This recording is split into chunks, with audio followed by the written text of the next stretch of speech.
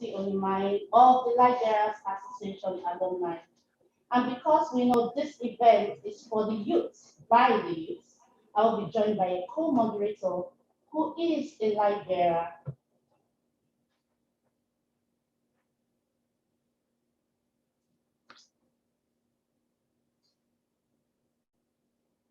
My co-moderator is a Liberian. She has been in the order as a junior order member, served as a column of our beautiful order, and now a Liberian, as well as a Sora. Originally, she affiliates with Akhenaton chapter in Port Harcourt, Rivers State, but is currently a student of medicine in the University of Calabar, and as such affiliates with Apollonius Lodge, Calabar. Her belief that service is a necessity has propelled her to serve in various capacities. She is a native of Rivers State and is currently the vice president of the Rivers State Students Medical and Dental Association, in which she had previously served as the financial secretary. She has also represented her faculty in the Student Union Senate of University of Calabar. She has served as secretary of the Library Association in Apollonius Lodge. My co-moderator is a lover of history and new knowledge, which inspires her to read avidly and write. Distinguished fratres, Saras, and Librarians, please welcome my co-moderator, Libera Blessing Amatomesu. You're welcome. Thank you very much for the opportunity.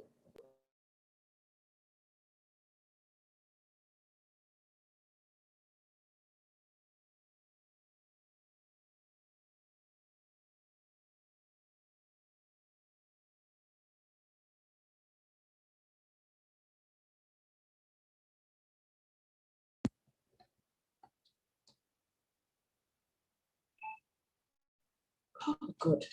We can hear her.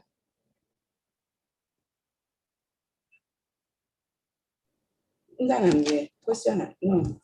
Thank you very much, Sir Nefertiti, for the introduction. At this point, I'd like to say welcome to everybody that has joined us for the first day of our 2021 Annual Light Bearers Conference. It's a pleasure to have you here, and we hope you have a wonderful time. So at this point, we'd like to invite our national president for the opening invocation. He's Light Bearer Frater Samuel Okorua. He's an engineer who graduated from the prestigious University of Benin. He has been in the order as a junior order member, a light bearer, and now a frater. Light bearer Samuel, can you please join us? Yeah, thank you very much, beloved moderator. Thank you very much. I want to welcome everybody to the first day of our national conference for this year. We're sorry we don't hold it physically, but you know, due to the COVID-19, we have been having breakthroughs, we have vaccines, so we will definitely have a physical one next year. So we hope to see all of us together again next year as one family. So please sit relaxed, everybody, or stand relaxed wherever you are, or lie relaxed if you're on your bed. Close your eyes and take in a deep breath.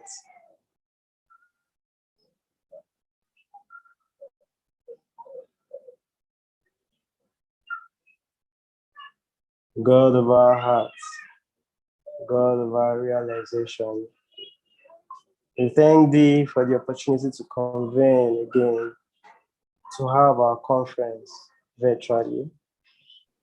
We thank thee for light, life, and love. We thank thee for our families and every one of us here today. And we pray that may we continue being strong and healthy, safe and sound, to keep attending this seminar and sharing our lives with every one of us. We pray that as we begin this conference, we learn a lot and apply it to our daily lives to improve us as we move forward to greater heights. We pray that our facilitators, through you, inspire us in our search for illumination. All these and many more we pray. Through light, life, and love. So motivated. So motivated. Thank you very much, Dr. Samuel, for that wonderful invitation. At this point, we'll move on to the welcome address and declaring the webinar open by the National Coordinator. She is the National Coordinator for the Sisters of the Rosy Cross, otherwise known as SIROC, for the Library Association, the LBA, whose conference we are currently attending now for the columns and the junior order. She is none other than Sorok Bill. Let me have welcome. Up, light bearers. Up, light bearers. Keep the light shining. Up, light Keep the bearers. light shining. Keep the light shining. On behalf of the Supreme and Grand Lodge officers of the Jurisdiction Order AMOC, I welcome you all to the 2021 National Conference of Light Bearers Association on Zoom webinar.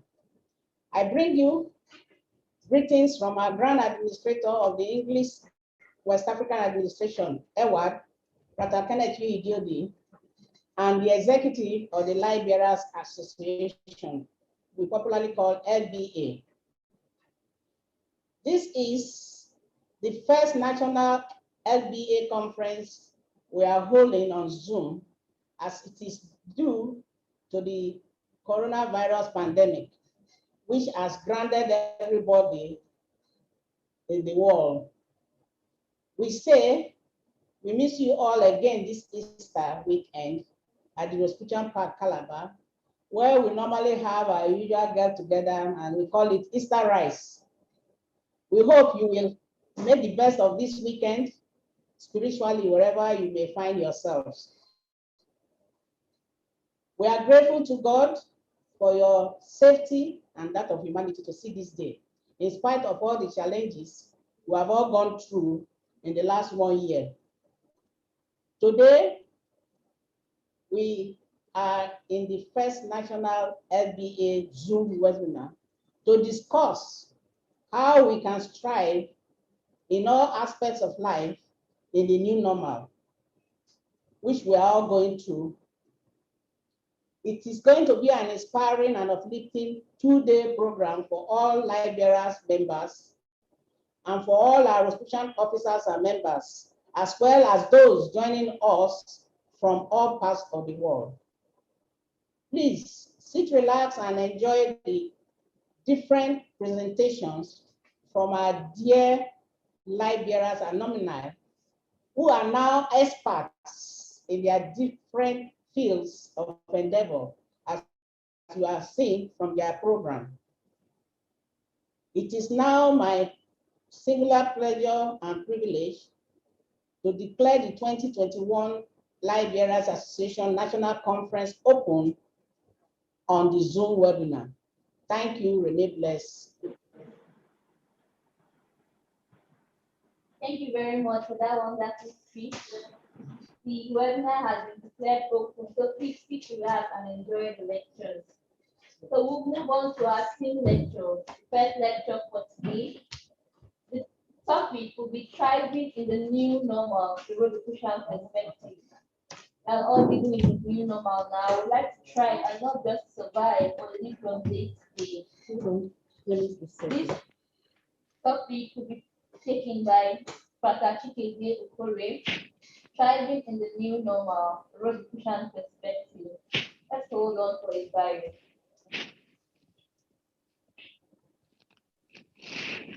Chikeze John Okore, husband, father, engineer. Chikeze Okore has 15 years as an accomplished and technically skilled oil industry engineer with valuable experience in completions and operating effectively within deep water, shallow offshore, swamp, and land locations. In 2005, Chikeze joined Schlumberger, where he remained for the next 10 years, working in different capacities, He started as a junior field specialist in Nigeria and left the company as a senior completions engineer in Russia. In between, he held roles at mid-level management in Nigeria, United Kingdom, and Kampala, Uganda. In 2018, as a senior completions engineer, he joined Nekond Engineering Limited, a leading independent oil and gas company in Nigeria, with stakes in developed oil fields and gas reserves in the Niger Delta. In March 2020, as a result of the lockdown and the anticipated economic downturn, he became an accounts manager managing his family portfolio. Chikeze is born into a Rosicrucian family and grew through the ranks from junior order of torchbearers to light bearers, and then a frater of our beloved order. He was the chairman of the Light Bearers Association in the Lagos zone from the year 2000 to 2002. He was also the national president of the Light Bearers Association from the year 2003 to 2005. He is an active alumnus of the Light Bearers Association. He is married and he is a father to 2 lovely girls. Aside playing with his lovely daughters, Chikeze enjoys reading and playing chess in his spare time. Distinguished fratres and sorors, light bearers, welcome, Frater Chikeze Okore. All right. Thank you very much, Nefertiti, for the introduction. Greetings, light bearers.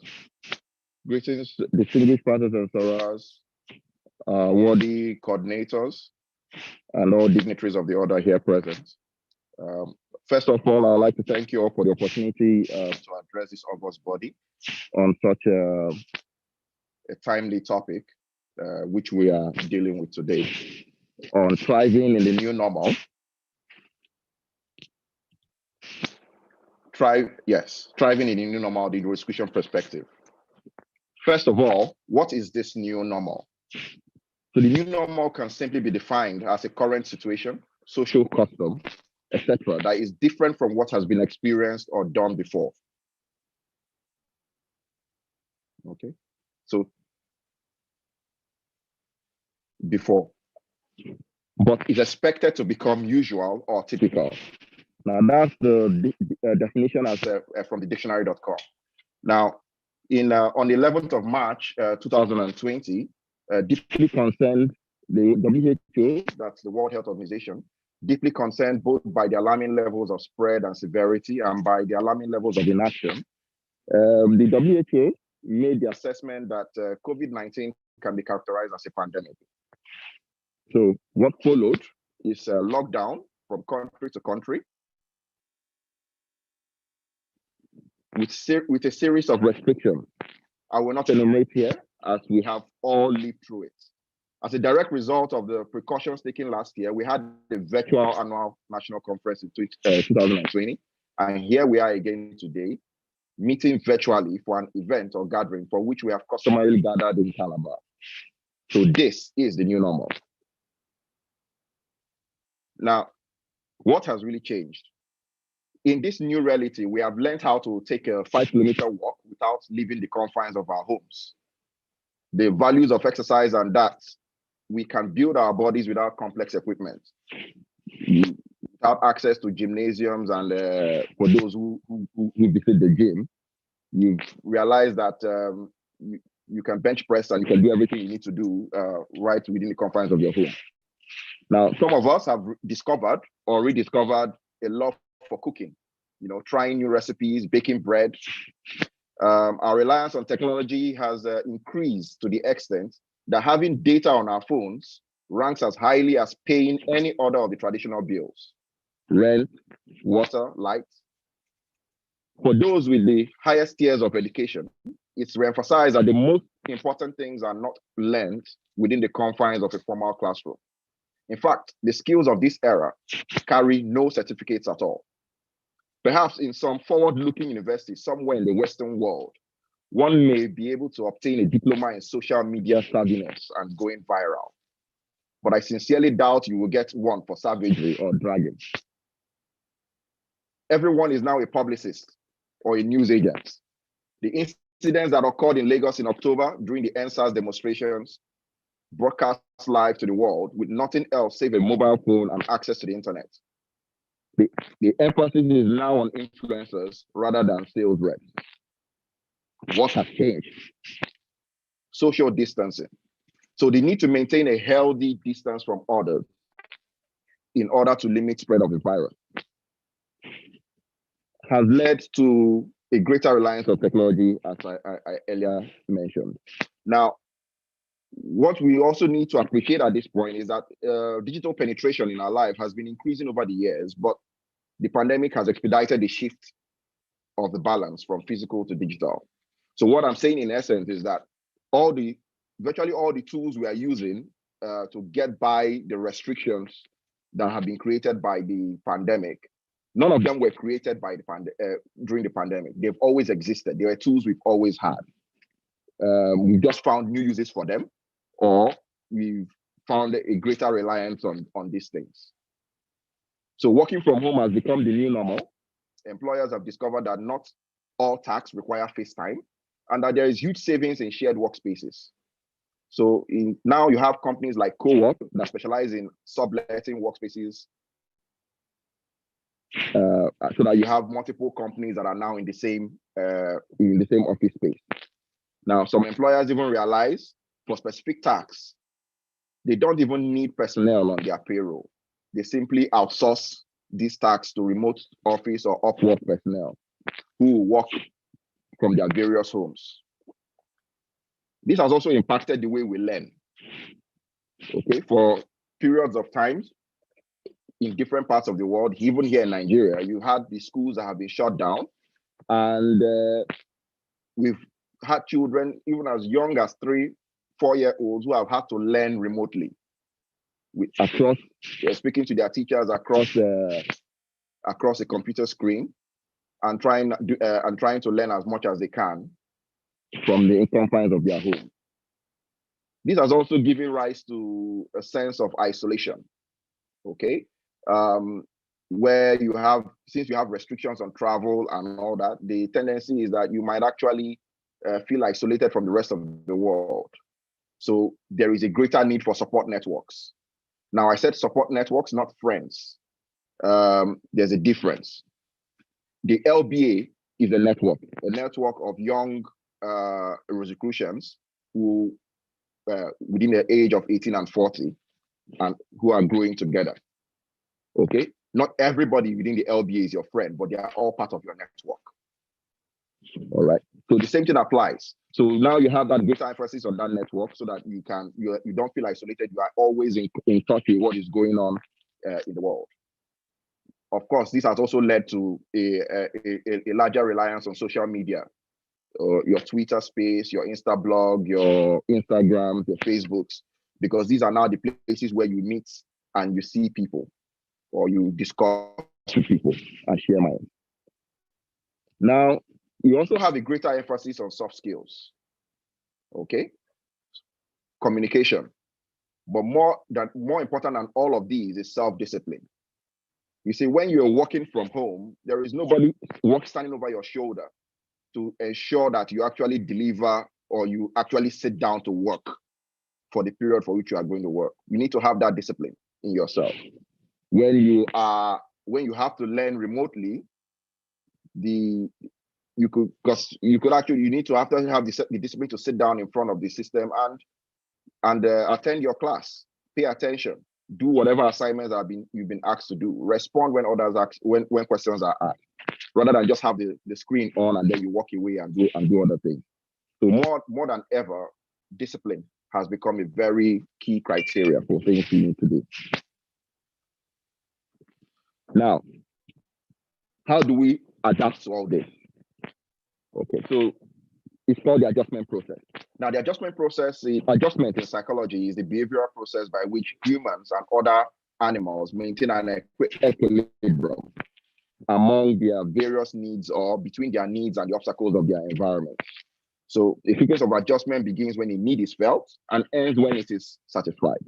So, for example, when you are hungry, you are stimulated by that physiological state to seek food.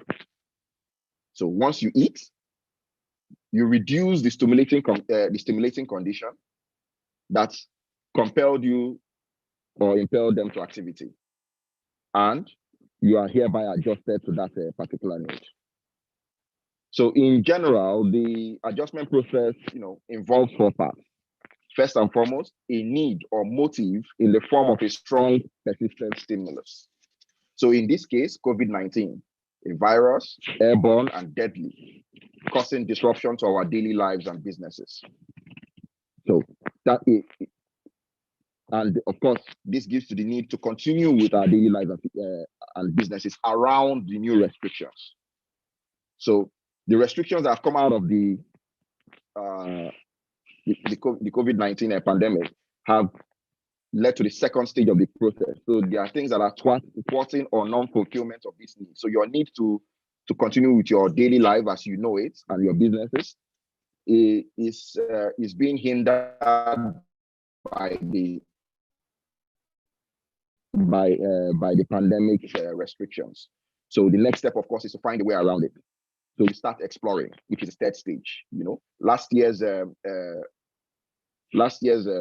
national conference was hosted over, I think it was over WhatsApp or Telegram, I can't remember. WhatsApp. So in fact, that was one of the first times I've seen WhatsApp used that way. And it was quite an exciting event to have been a part of. Okay. But by the time we had the August seminars later in the year, we had moved or migrated from that platform to a new one. We've gone on to Zoom, which is what we are using again today. So we are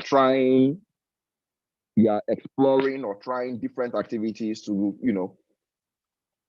as a problem-solving listening to still achieve the things or the aims that we had, regardless of the current circumstances. And then some response that removes or at least reduces the initiating stimulus and completes the adjustment. So one of the things that has dogged or bugged humans all through civilization is that constant change. We are constantly changing, we are constantly evolving, okay? And so that change, whenever we have a disruption or something different like this COVID-19, we adjust to it as well, and then we keep moving, all right? Now, the execution has been described severally as a walking question mark. Okay, and in our all through the years of the order existence, some of the questions we've been able to answer, or some of the things we've discovered as a result of all the questions we've asked, is that we know that all of life is a cycle and is in cycles, starting with your natal cycle, commencing from the day you were born, the educational cycle, from the day you start your primary education to tertiary education to secondary, tertiary to postgraduate. These are cycles. The annual cycle, starting January 1, ending December 31st. Monthly cycles, daily cycles. So everywhere you look, you find a cycle. Okay, and each cycle is made up of phases of development. So I recommend the timeless classic by our beloved imperator, H. Spencer Lewis, Self-Mastery and Fate Through the Cycles of Life. In the course of that, you would realize that whatever it is that we think, whatever changes that we think we are in at the moment, it will still pass as well, and there's another change coming up. And just like the tools that we have used in this current cycle, in this current phase of the cycle, are things that we had before the pandemic started. The tools that we need for the next phase will be provided to us shortly. Sorry, excuse me. Okay. Now, among other things we've learned is the impact of meditation. Presently now, over the last 1 year, there's been an increase in mental health cases all over the world, up to the point where you now have schools as low as kindergarten and early years primary education, including meditation in the school syllabus. Okay, it's called Headspace. But when you look at what is required in the Headspace curriculum, that's meditation. It's just they try to use another word so that it doesn't sound like it is some archaic or occultic skill. So more often and more, they're realizing the world as a whole is at large is realizing that there's a need for you to bring yourself back to equilibrium. You know, when you sit relaxed, clear your minds as best as possible and meditate, focusing on the work that is about that you need to do. You get it brings you back, it reduces your anxiety and your stress levels and brings you back to a place of equilibrium. Okay. Another thing we've learned as Rosicrucians is that the study process, the learning process never ends. Okay. You have, as an example, you have our grand administrator who has been a member for the last 50 years or more and has studied all through that period and is still studying today. So we never, the learning process never ends. We are using today skills that we did not learn in our classes or in our schools. When I went to school, by the time I graduated in 2001, nobody would have envisaged that in Nigeria it would be possible to have phones.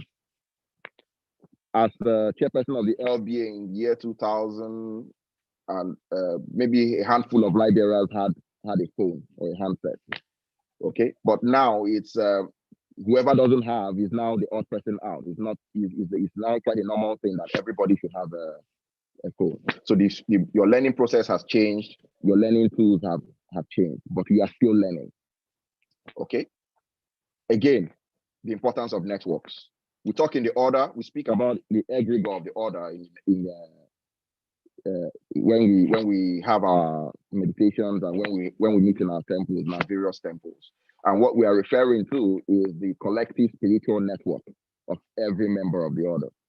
So your networks are not just physical or technological, they are also spiritual networks. No one can change the world on his own, alone. You need the support of your networks. Now, in the course of these, the next 2 days, the other speakers are going to expatiate or enlarge on a lot of the things we have highlighted here. These tools that we actually need to try. And these are the things that we already have, we should know, which is one, the tools you need, you already have. What you need to thrive in this space, you already have. You are already in possession of those tools. The tools that you need to acquire are the ones for the next normal, not this current normal, but for the next normal. And you can begin to see hints of that in the news. You know, when I was watching the news the other day, and in Japan, on arrival at the airport, you are now greeted by a robot. As part of the social distancing and all that, the robot will run the test, it will receive your passport, do all the checks, so you're not contacting another human being in the process. You know, and that moment I saw that, I recall the movie I watched many years back. I can't remember the name of it. I think Sixth Sense or so, where everybody stayed at home and they had their own. Each person had an individual android or robot that goes outside, but they themselves physically stay in the house. And what that tells you is that going forward, automation is the next breakthrough. Okay. So programming and automation are things that are the kind of things that are coming forward. And these are the areas that we will begin to learn. Now you have programming in the syllabus for young children as well. So very soon, the way we are looking at computers is the way the next generation coming up will be looking at programming. Everybody does programming. So look, just about. Okay. So at this point, I'd say let's broaden our minds. Let's broaden your minds and our minds in the course of the next few days with what lies ahead. we'll have our different various thoughts. I will not preempt the next speakers, but I feel this is a good opportunity to enlarge even more on the things that we need to do. So welcome once again to the new normal, which is same as the old. Thank you very much.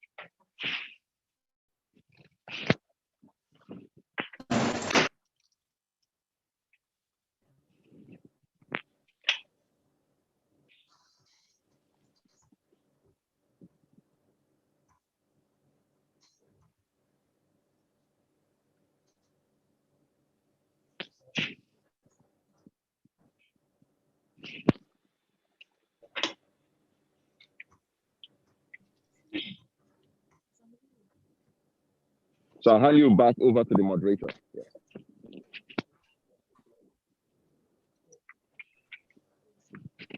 All right, thank you very much, Fata Chigozie. Thank you very much. We'll take questions at the end of the second lecture. So if you have questions, you can type them in the chat arena or in the Q&A or note them down. After the second lecture, we'll take the questions. Thank you very much, everybody, for listening. So we'll move on quickly to the second lecture. It's also a team lecture. It's titled Employment and Entrepreneurship in the New Normal. This will be taken by Frater Christian Idiodi. Let's hear his bio. Christian Idiodi is the president and CEO of the Dodi Group and a partner at the Silicon Valley Product Group, the world's premier advisory firm on product management and technology transformation. He is an entrepreneurial and solution-driven leader with several years of success in pioneering businesses, driving revenue growth and streamlining operations at global organizations like Merrill Corporation, Career Builder, and Snagajob. He is a sought-out keynote speaker and advises several companies like CNN, Netflix, Google, Amazon, Wells Fargo, and PayPal. Christian Idiodi joined as a partner in Silicon Valley Partner Group after leading the product organizations at Merrill Corporation as global head of product and at Career Builder and Snagajob as vice president of product. He is a visionary who coaches and develops teams to build innovative, disruptive, and market transforming technology products. Christian Idiodi is born into a Rosicrucian family and grew through the ranks from the junior order of torchbearer to the light bearers and then the frater of our beloved order. He is a proud alumnus of the Light Bearers Association. Christian Idiodi is happily married with kids and resides in the United States of America. Distinguished fraters and sorors and light bearers, Frater Christian Idiodi, you're welcome. Thank you, Nefertiti. And up light bearers, keep the light shining. Keep the light shining, up light bearers. Thank you for inviting me again to share light bearers. The LBA and the Rosicrucian Order were and are still probably the most instrumental aspects of my growth and success in life. And so it's always an honor to share and add my light to your light. You have already heard enough about me during my last talk, so I won't repeat that here, other to acknowledge that this year kind of marks like 20 years since I left the safety, familiarity, and comforts of Nigeria to the US. I'm not really sure what that means, but I have a front row seat to a lot of wild experiences. My dear light bearers, this is Nigeria. Do you know what these numbers represent? 86.9 million people live in poverty out of a population of 200 million people. 33% of those people are without meaningful employment or work. This is also one of the fastest growing countries in the world. I think there's always the joke that by 2015, everybody in the world will have a fraction of Indian or Nigerian in them. But in this population, over 50% of the people look like you, are categorized as youths between these ages of 15 to 34. In this kind of climate, getting a job is really hard. And if you are a youth, the unemployment rate continues to grow for this particular segment. Now, why do I go through all of this? I go through all of this because our young ones, you get all these challenging and often contradictory instructions on how to live your life, chase your dreams, change your behaviors, overcome negative habits. And it's challenging. It's hard. Who understands what it is to be a young Nigerian in 2021? I recently heard a song called "If It's Not One Thing, It's Another." And I said to you, if you live in Nigeria, it's not one thing, it's like 12 others. There's always something, you know, politics, power problems, water problems, healthcare problems, roads, you know. You will never, ever have a problem-free moment. Someone in Nigeria once told me, you're either in a problem or you just left one or you're headed towards one. But for me, where there's problem, there's opportunity. And I want to talk today about how we seize that opportunity, how we can find meaningful work purpose or start a business if we need to. Before I walk through this, I want to be clear. This talk is not for everybody. If you don't have the passion, the innate hunger, the desire to want to make a dent in the world, if you don't have the characteristics of what it takes to be hungry, then maybe this is just a waste of your time. So to be clear, when people say, what does it mean to be hungry? Let me be clear about what this means to me. Number one, before you can get a meaningful job or start a business, you have to work on yourself. It's very important that you engage in an ongoing process to develop yourself, to spend more time on yourself than what you're probably spending right now. It's important, and you owe that to yourself. I read a Les Williams book once, and he said, many of us never realize the greatness because we become sidetracked by secondary activity. We spread ourselves too thin, and we find ourselves doing all kinds of things and never have time to do those things that we need to do to work on ourselves. And then there goes the second, and the second becomes a minute, and the minute becomes years. And before you know it, you wake up one day and all your dreams and goals are behind you. The absence of working on ourselves leads to excuses.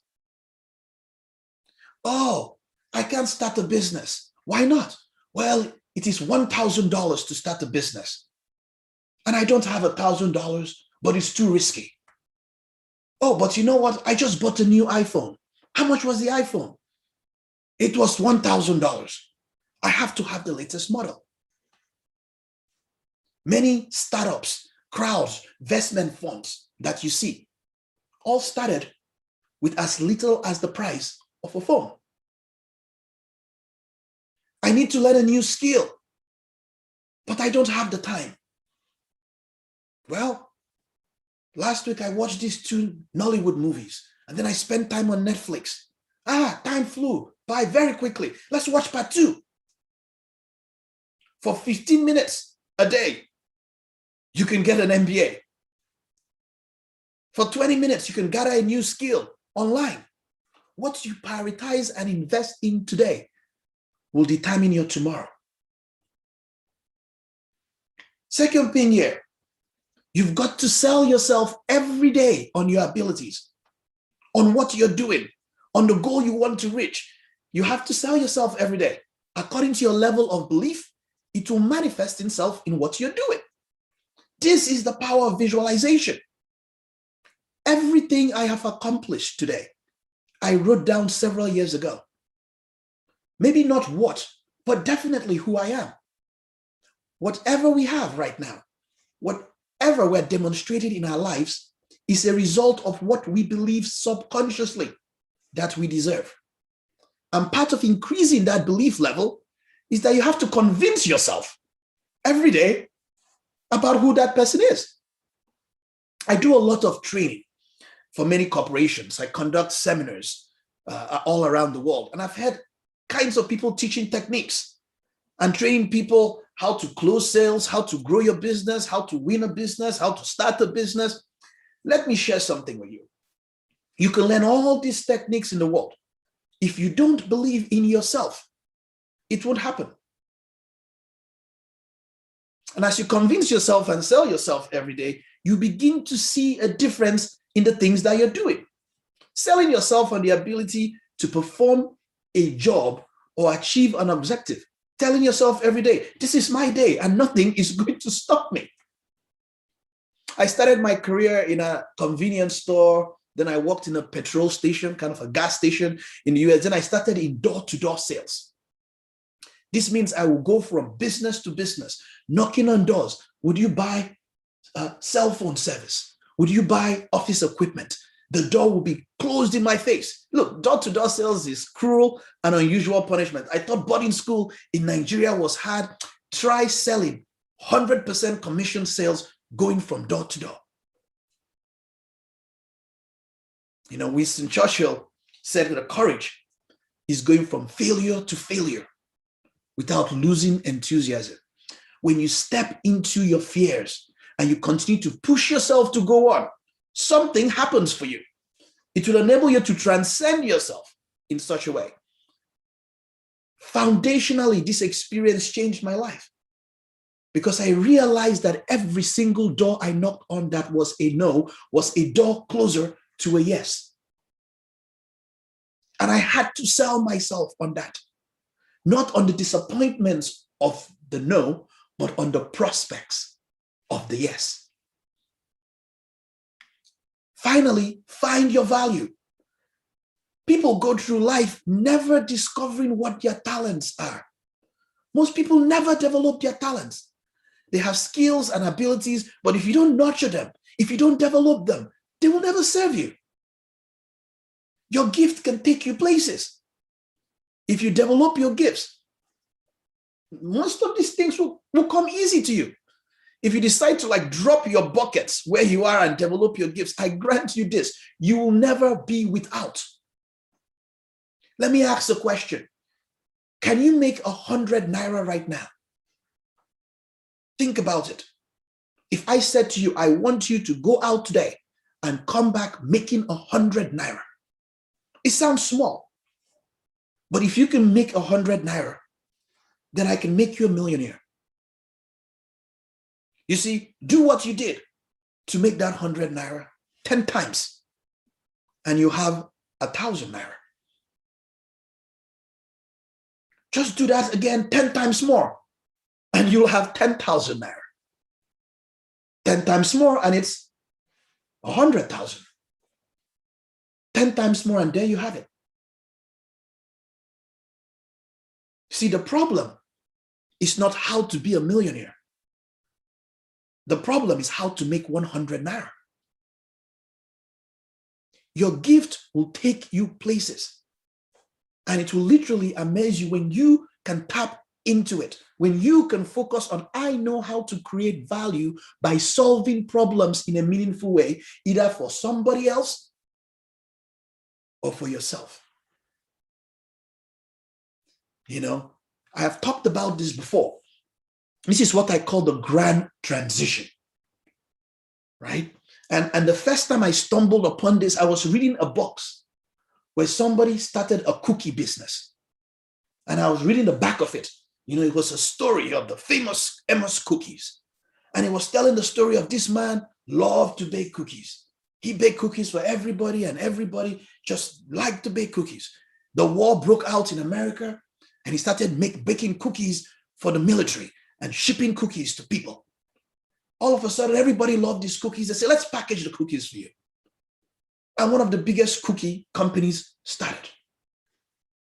The grand transition in life starts when you can merge your vocation and your avocation. What am I good at? With what do I like to do? And then finally, with what needs doing, what people will pay you for. To be clear about it, like, I like to sing. I am a terrible singer, you see? So what you like may be very different from what you're good at. Sing in the shower.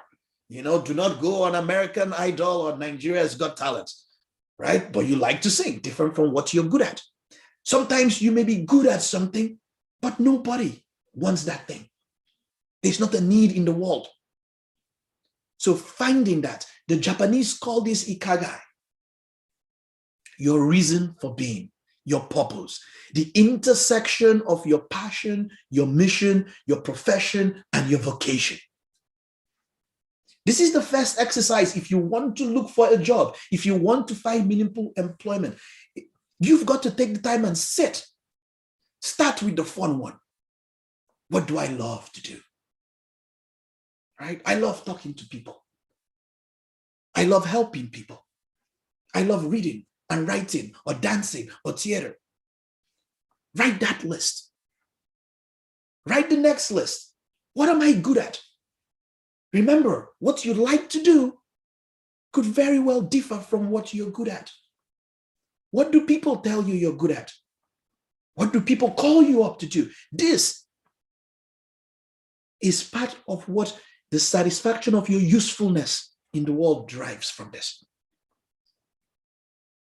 When you look at the list of what you like to do and what you're good at, look for where they intersect. This is how you find your value. Because if you want to go from making 100 naira to making 1,000 and you have to do it 10 times, if you're good at it and you don't like to do it, you will quit after the 5th time. But if you love to do it, 10 times is just fun. Now, looking at those skills, what you like to do and what you're good at, think about what needs to be done. What will people pay for? What are the things that people demand in the world? What problems do they need people to solve? If you love helping people, if you love biology, if you love, and people need doctors, maybe there's an opportunity for you to serve there. If you love solving hard problems, if you love technology, and if you're good at solving problems, maybe there's an opportunity for you to use technology or go into computer science. I say this because I see people spend so much time looking for what needs doing and not thinking about what they can do. Right? One of my favorite Steve Jobs quotes came at the end of his life. When he said, look, your work is going to fill a big part of your life, and the only way to be satisfied is to do what you believe is great work and to do something you love. All right, I get it. This is Nigeria. There is friction, right? 65% of people that graduate from university are unemployable. There's competition for jobs, a low supply of meaningful work. You learn most of your skills through the school of hard knocks and through your experience. Better yet, how do you get experience without getting experience, right? You look at a job, it says you need 10 years of experience. But I'm 22 years old. Did I start working when I was 12? Who are all of these people with all of this experience? Right? So you could start the search for a job in this new normal. The search for a job is a full-time job. But remember, if you have the hunger that I talked about, if you understand your ikigai, what I am good at, what needs doing, and what I like to do, it could be a meaningful journey. A meaningful journey. Many companies are looking to add people to their team that can contribute their expertise and experience to helping them achieve their success. This is the traditional path.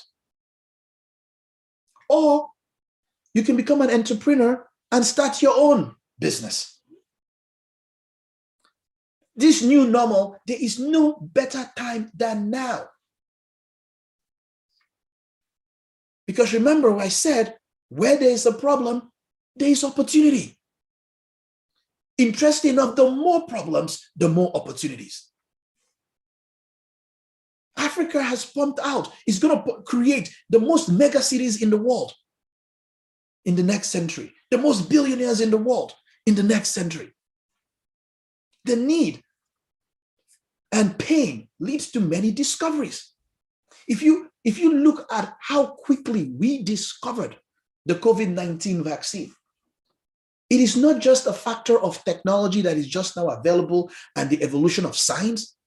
It is the driver, the necessity, right? This English proverb, necessity is the mother of invention, is an abstract from Plato as well, and roughly means that the primary driving force for most new inventions in the world is need. A couple of years ago, I came to Nigeria and I saw a pressing crisis everywhere, fears of insecurity, Boko Haram. The newspapers, the TVs, they were littered with scary headlines, this person kidnapped, attacks, victims, murders, all kinds of stories all around the news. I went with a friend of mine and we saw a senator who had just been kidnapped. And he was telling the story. And in the middle of the story, he started shaking, just remembering the experience. And in a moment, he had the pride. How can this happen to me? I was kidnapped and taken away for 2 weeks, and my family had to pay all of this. I was just visiting Nigeria, looking at the TVs and looking at the pressing problems. And I said, how are we helping solve these problems? I don't have permission. But I took a shot. I created a security alert app so that anybody around on your phone, you can hit a button and you can call for help. We can send an alert to the police or to the SS or to the government to secure you. I created asset tracking software so that you can track assets. And I said the most valuable asset is not our goods, it's a person. We can lose all these things, but how do we keep people secure? Right? I created asset tracking ring that people could wear and say, I have GPS in the ring. Wherever I am, I can be tracked. I started a company to solve the problem. No one gave me permission. It was just a problem worth solving in Nigeria. Are you with me? Recently, over the last 2 years, there's been another pressing problem in Nigeria, exacerbated by the pandemic and an increase in poverty. Thousands of people applying to jobs, people graduating from university without meaningful work. Gaps and pain and suffering. You get, we are hiring for 10,000 people to join the police force. You've got 3 million people packed in stadiums looking for work. Let alone the number of people that are underemployed, meaning that they have work today, but it's not sufficient to cover all of their expenses. If you've ever looked for a job, you probably look like this person, Henry, who I spoke to. And he describes the ordeal of looking for a job. Applying to a job, not knowing how many people have applied, not knowing if they got his CV, not knowing if the job is still open, if they are still hiring, interviewing for a job, saying they will call you back, nobody calls you back. Getting a job and then the job description is different from what you're about to do. Is this a fraud? Is this a scam? Are they still legit? No trust. No real tools to help you find a meaningful job. With COVID, many people losing their job. And you are educated. You were trained for a skill. You can work. You want to work. Again, Another problem that I see in Nigeria. And so I'm creating a solution with a bunch of amazing people in Nigeria, a new business to tackle this problem, to make it easy, not just to find a job, but to get a job, to create new jobs in Nigeria, to increase the level of transparency and trust, to eliminate this black hole of uncertainty so that I can put together the largest job resource in Nigeria with the most jobs. I want to skill Nigerians. I want to create more opportunities. I want to change the way people in Nigeria find their most important asset, their people, to be a leader in recruitment, to be focused on people, and to build the best platform for people in Nigeria to find meaningful work. So I'm starting to learn. In a couple of months, we're going to launch worknigeria.com. You can go there today. We have over 500 jobs already posted on worknigeria.com. And I plan in the next 5 years to be able to put 1 million people to work every year in Nigeria. This is a lofty goal, you might seem like, but this is such a small dent in a market where over 7 million people are unemployed. But that's what vision looks like. That's what hunger looks like. Please note, these are just two problems that somebody, a native son of Nigeria, could see from the outside. You all are there. There are so many issues we face in Nigeria. Extreme poverty. The number of people making less than $1 a day. Climate, fires, issues. Power. We know light is everything. Right? In Nigeria.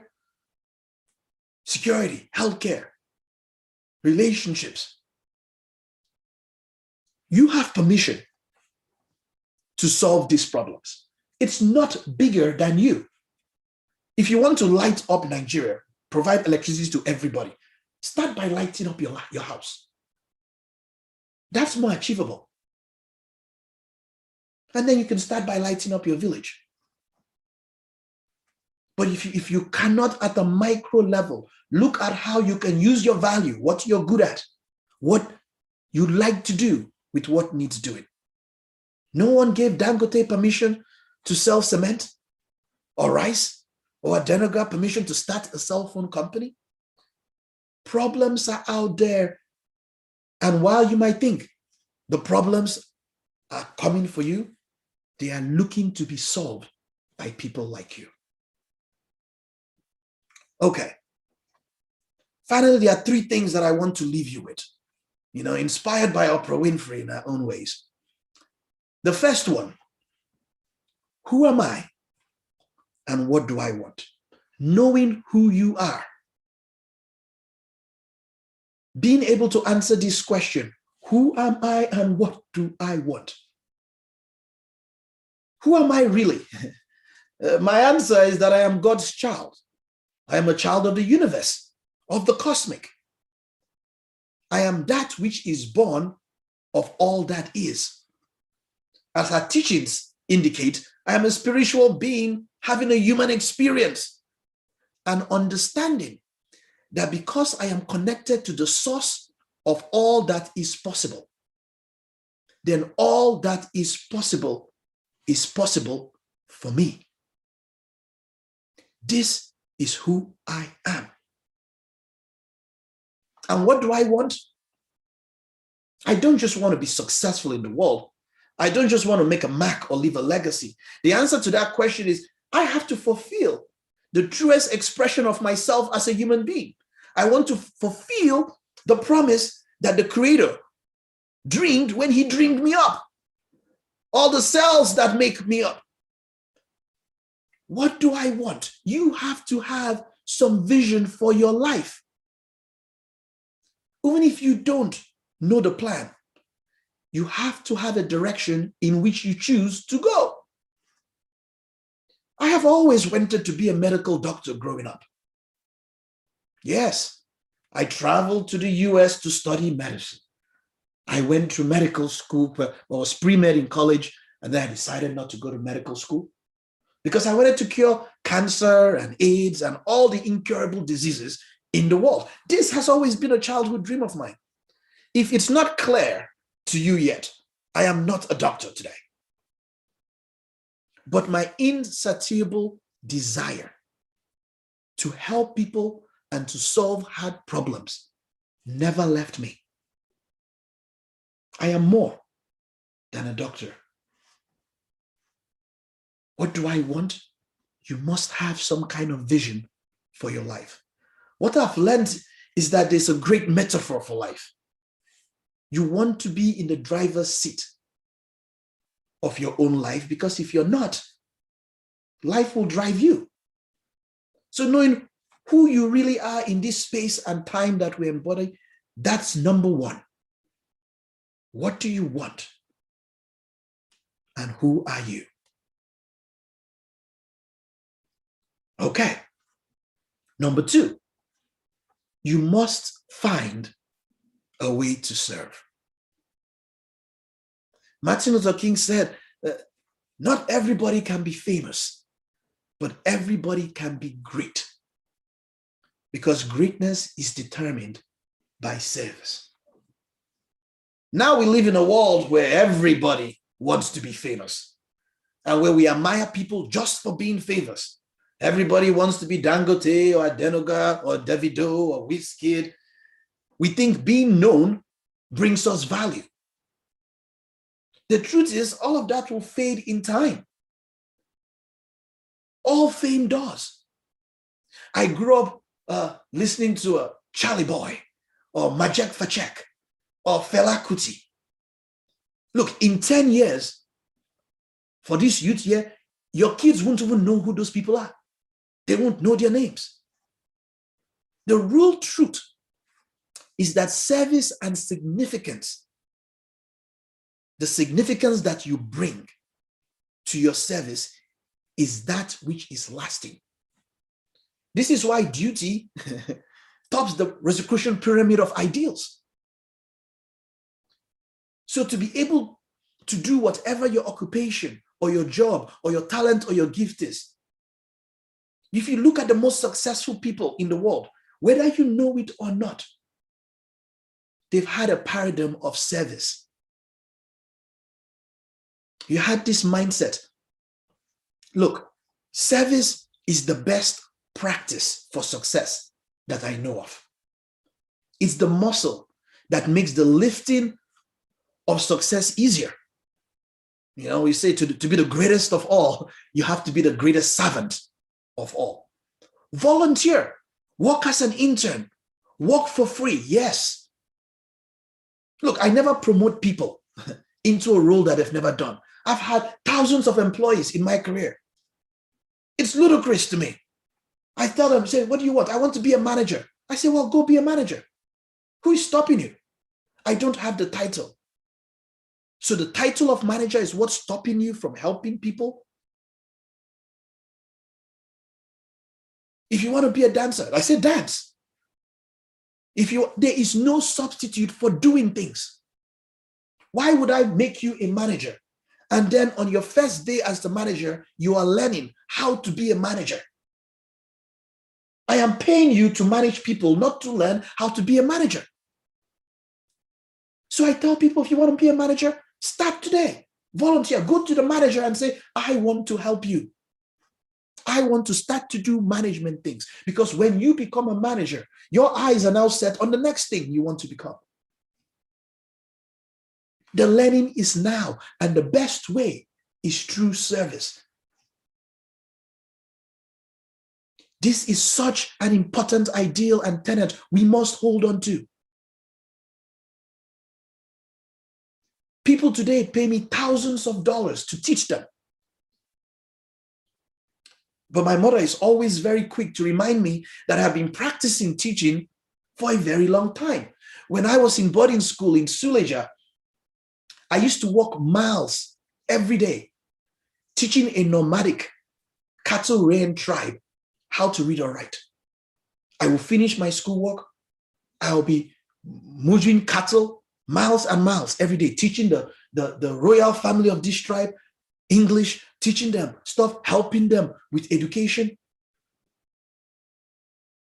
What I did in service years ago is what I am most valuable for today. When you shift the paradigm of whatever it is you choose to do in service and you bring significance to it, you get success. I promise you, service and significance equals success. Finally, simple but hard to do. Always do the right thing. Be excellent and people will notice. Maya Angelou will say, people will not remember even what you say or what you do, but they will always remember how you made them feel. Think of how you notice when you go to Mama Put and she gives you extra eba or extra meat for free in your soup. You notice. You want to go back to that person because even at the Mama Put, excellence shows itself to be excellent. Let excellence be your brand. Everybody talks about building a brand. I never knew what that was. When people say to me, what's your brand? I say, I'm just me. I'm a very simple person. What I recognize now is that your brand is really all the choices you make and how you make people feel when you leave them. If you could record the conversation that people have after you've had an interaction with them, what will they say? Just imagine you went to visit somebody and you left their house and you could peek in to the window to hear what they say. What do you think they will say about you? What kind of impression did you leave them with? This is not a skill I learned in college, a skill you learn in university, a skill. This is truly the DNA of who you are. It's all about those choices you make in how you interact with people. See, Nigerians have created a global brand to be untrustworthy, fraudulent, cunning, loud, but they have also created a brand to be outspoken, charismatic, intelligent, fun to be around. There's a split second in every first encounter that you have with somebody where somebody is not sure about who you are. And the words that we speak, the way we act will either confirm or challenge that brand. In every example, in every experience, do the right thing. And the excellent thing is what will create your brand. And that's all about what we want. We want to be unforgettable, not forgettable. Integrity makes you unforgettable. So doing the right thing, even when nobody knows you're doing the right thing, will always bring the right thing to you. I promise you that. Why? Because karmic law is always at work. For every action, there is that equal and opposite reaction. This is true in all of our lives. You just have to do the right thing, and the right thing will follow you, even when people don't spot it. I truly believe I am not successful today because of what I am doing today, but because of seeds that were planted early on in my life. And we know from our teachings, if you plant an apple seed or an orange seed, you don't get an orange seed. You get an orange tree and it bears fruit. This foundation has to be in every aspect of your life. Develop yourself today. Plant the seeds of learning, it will bear fruit. Hard work, of service, it will bear fruit. Remember, wrong is wrong, even if everybody is doing it. And right is right, even if no one is doing it. You will always know it's the right thing when in the end you find peace with it. This has to be a foundational tenet for the work we do. Today, I have founded several companies, grown several businesses, failed a lot of times through it. but thriving in my focus to solve meaningful problems around the world. These are some of the ventures that I have started or been a part of. And if it's not clear to you, 20 years ago, I was just a light bearer, sitting in a room like you're sitting on a couch in my parents' house or in a chair somewhere, searching for myself, looking for purpose and meaning. I leave you with my favorite Coolidge quote because it strives on for me every single time early on, that nothing in this world can take the place of persistence. Talent will not. Nothing is more common than unsuccessful men with talent. Genius will not. Unrewarded genius is almost a proverb. Education will not. The world is full of educated derelicts. Persistence and determination alone are omnipotent. In this new normal, there is no better slogan than press on. In your skills, in your service, in finding your value, in the work you do, in the challenges you face, because pressing on has solved and will always solve the problems of the human race. As always, it is such a great honor to share with this group and to be part of adding my light to yours.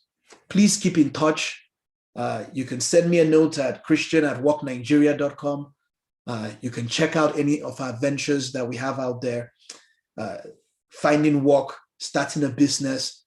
I am looking to this generation to solve the meaningful problems that we face in Nigeria. Thank you again for the gift of your time. Up light bearers. All right, now you.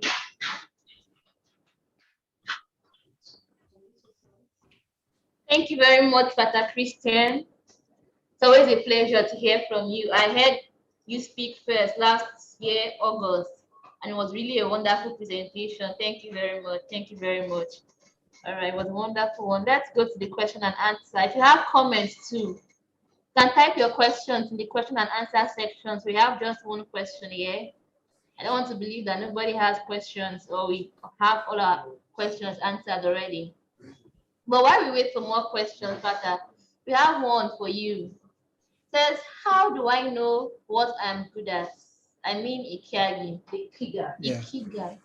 Ikigai. Yeah. So it's, if you think about how those questions come together, the first question of what I like to do, everybody feels they can answer those ones by themselves.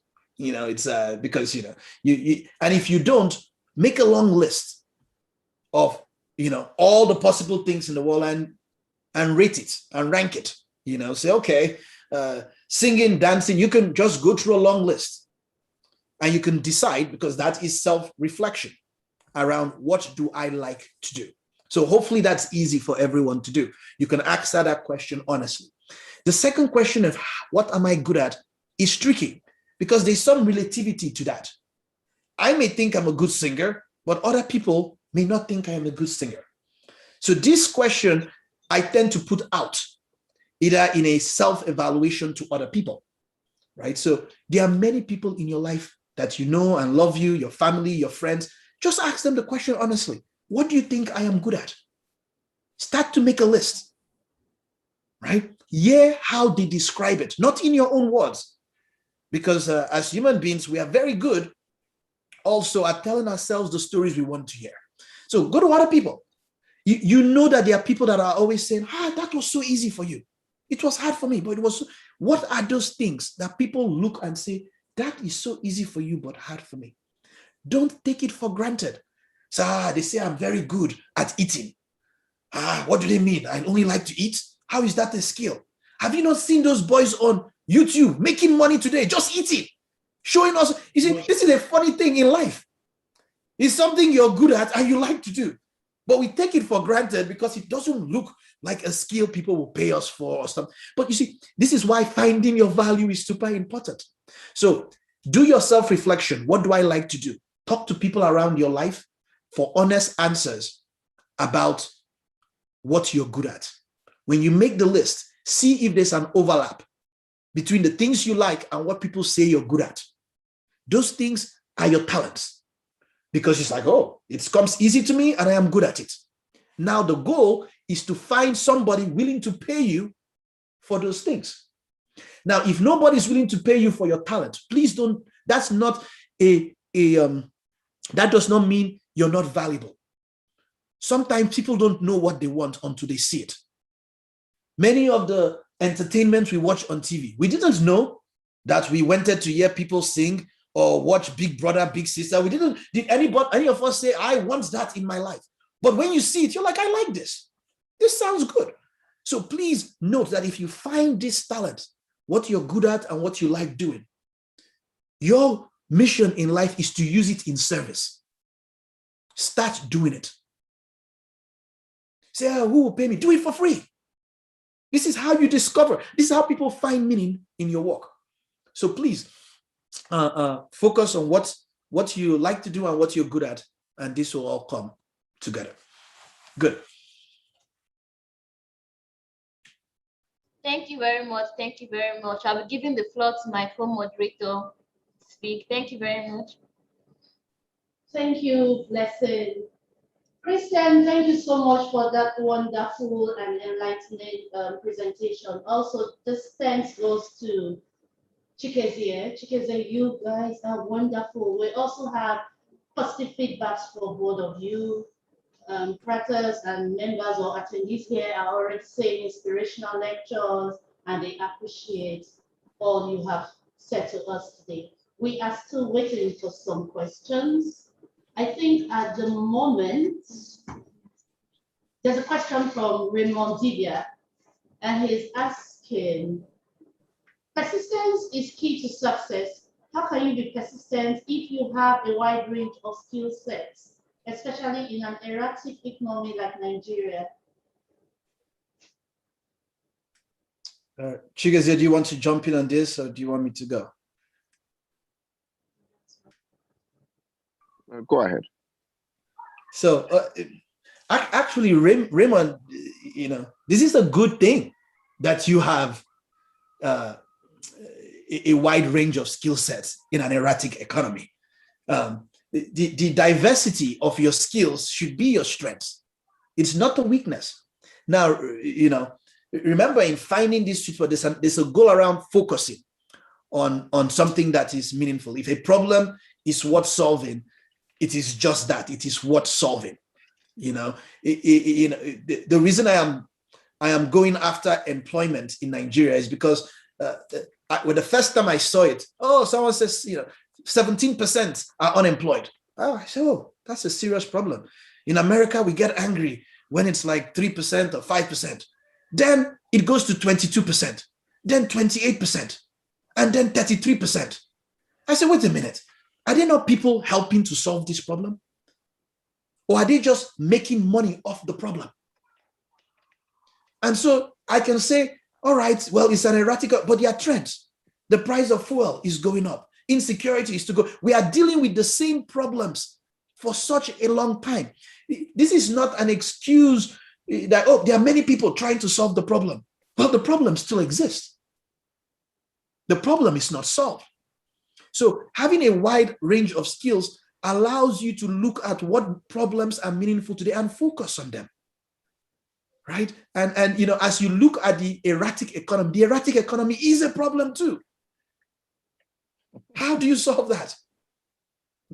Please don't look for permission. Think to yourself, what do I do about it? There's uncertainty. I promise you this, if anybody on this call can bring security and certainty to any other person on this call today, they will pay you for it. If I can go to anybody and I say, look, I guarantee you the economy is going up or down, but with me, you will never feel it. Here is my solution to that problem. You see, we look at these problems in Nigeria as those Nigerian problems. These are our problems, and they will not solve themselves. The government will not solve it for you. Okay, so please understand that the idea, when I look at what the goal of self-mastery is, the fact that in our teachings we are we are groomed to this understanding of ourselves is because we need to transcend the way people think about the world today, so that we can rise above them and start to solve these problems. If I could look at saying one thing about what I want Rosicrucians to be, I want them to take on the mantle of solving these problems. Yes, we do it at a spiritual level too as well, but for our junior order, this transcends into the meaningful work and service we do, because people will remember how we make them feel and the way we solve those problems. Okay. So just a quick addition to what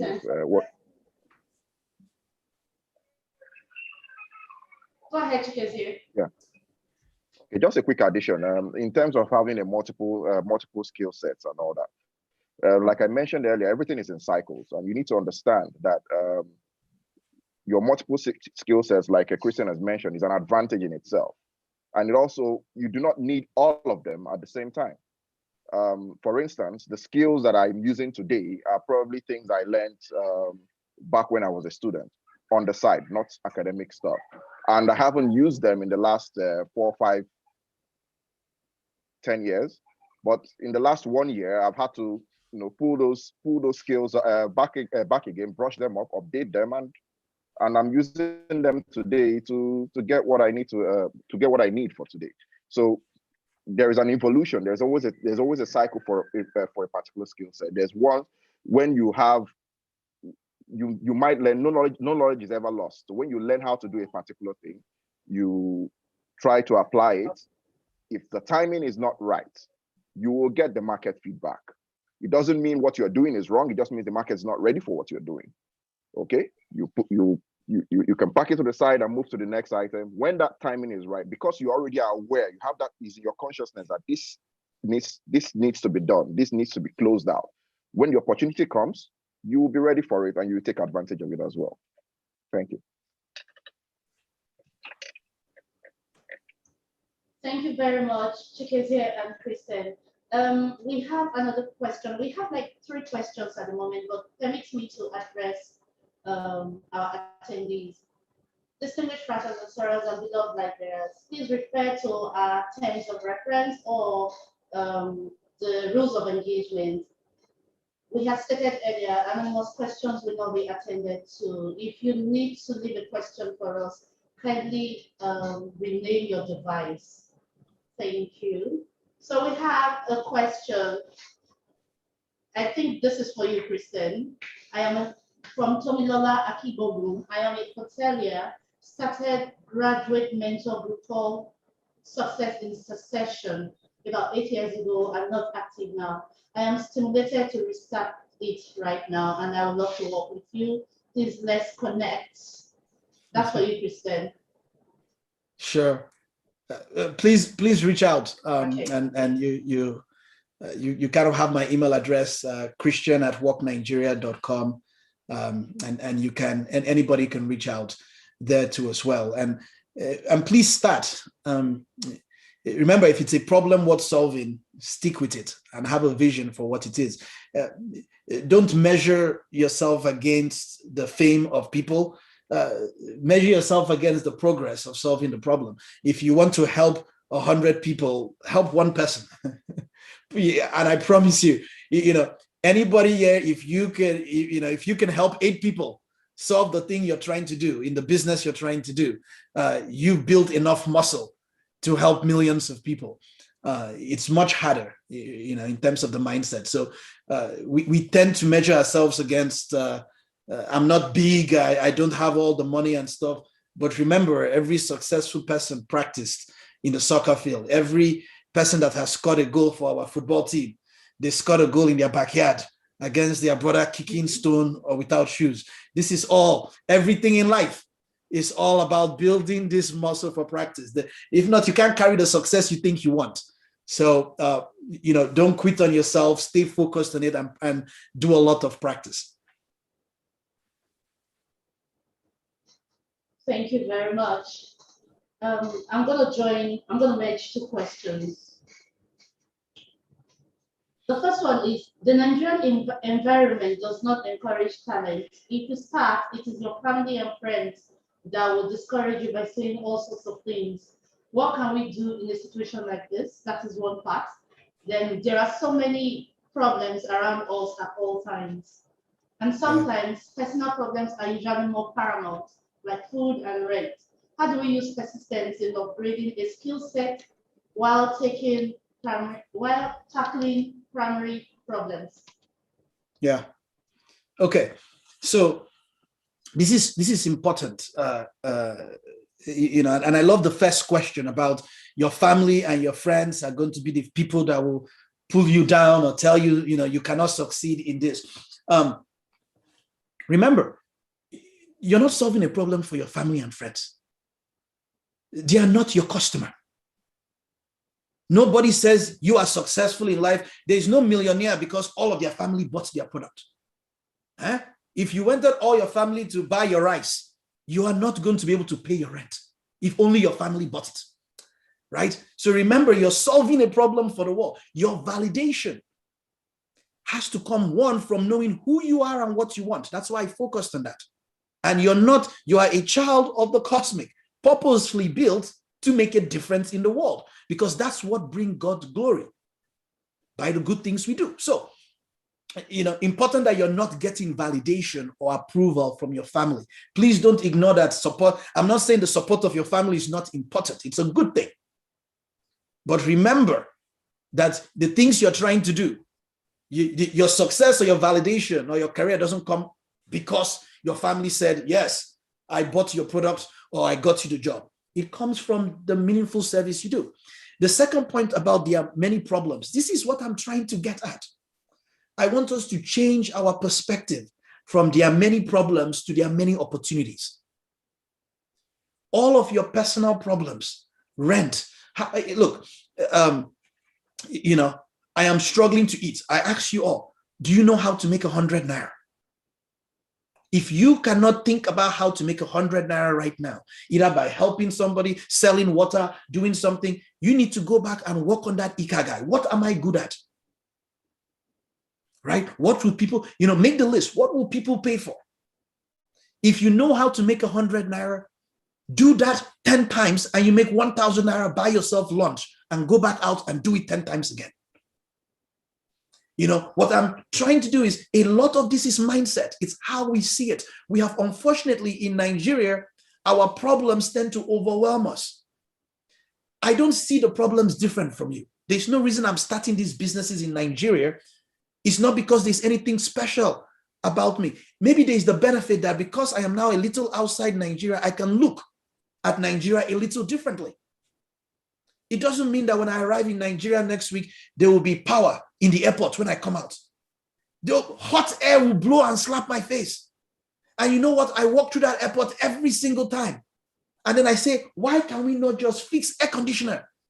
People come from in this place. Now, who is going to solve that problem? The government? The airport people? I can fool myself about it, or I can say, this is an opportunity. What if I can sell Lagos Airport an air conditioner that never breaks?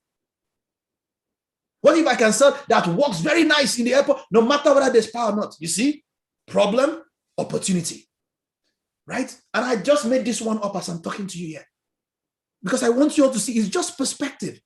We see it as problems. It's just Nigeria. This is the Nigerian thing, and we let it go. Every single time you see problem, just think opportunity. That is what needs doing. Are you good at it? Do you like to do it? Permission granted to solve it. Good.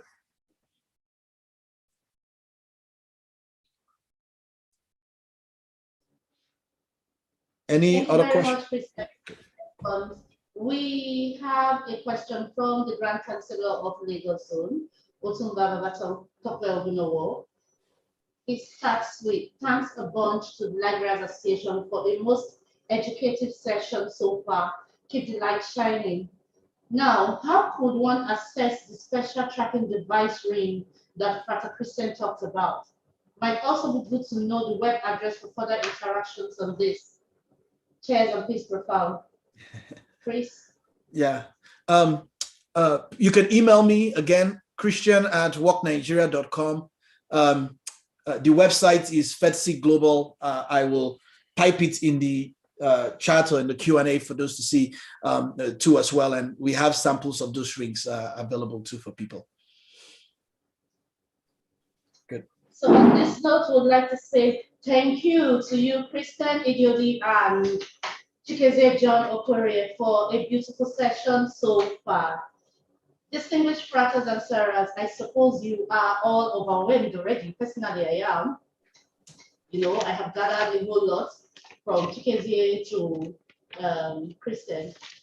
We will be embarking on a 5 minutes or let's say 3 minutes break. But before then, I would like to also remind those at the clusters that we would like to have their attendee list.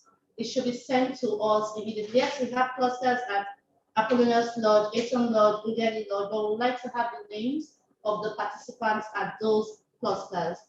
Please, when you have them, for today, at the end of today, can be sent to the secretariat here.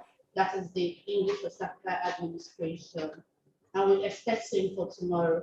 Also, so far from the beginning, we've had our most worthy brand administrator listening through the session. He has been here with us, although he hasn't said anything so far, but then he will be speaking with us tomorrow. So I expect all of us to key in because we'll be having a forum titled Mystical Life and Peace Profound.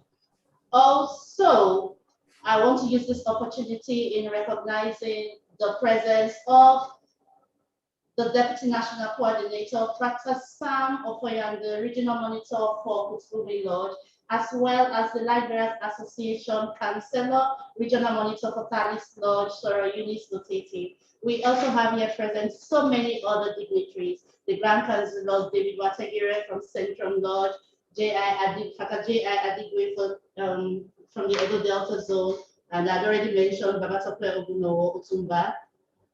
And then we have regional monitors, Adedoyo Olawi from Lagos Island chapter, Dr. Akin Babafemi Harmonium chapter and Jubilee Cornels. We have Alison Oburu Edmond Zuha Lodge, Babatunde Adeniji Isis Lodge, the Genius Idiodi regional monitor from the United Kingdom, and of course, Dr. Frequency Akonfo, regional monitor from Ghana. I want to say thank you very much for joining us, for joining our live bearers. And yes, we have members of the alumni here present. If I start naming, we will not go for that break. Please bear with us, stay with us, we'll be back soon.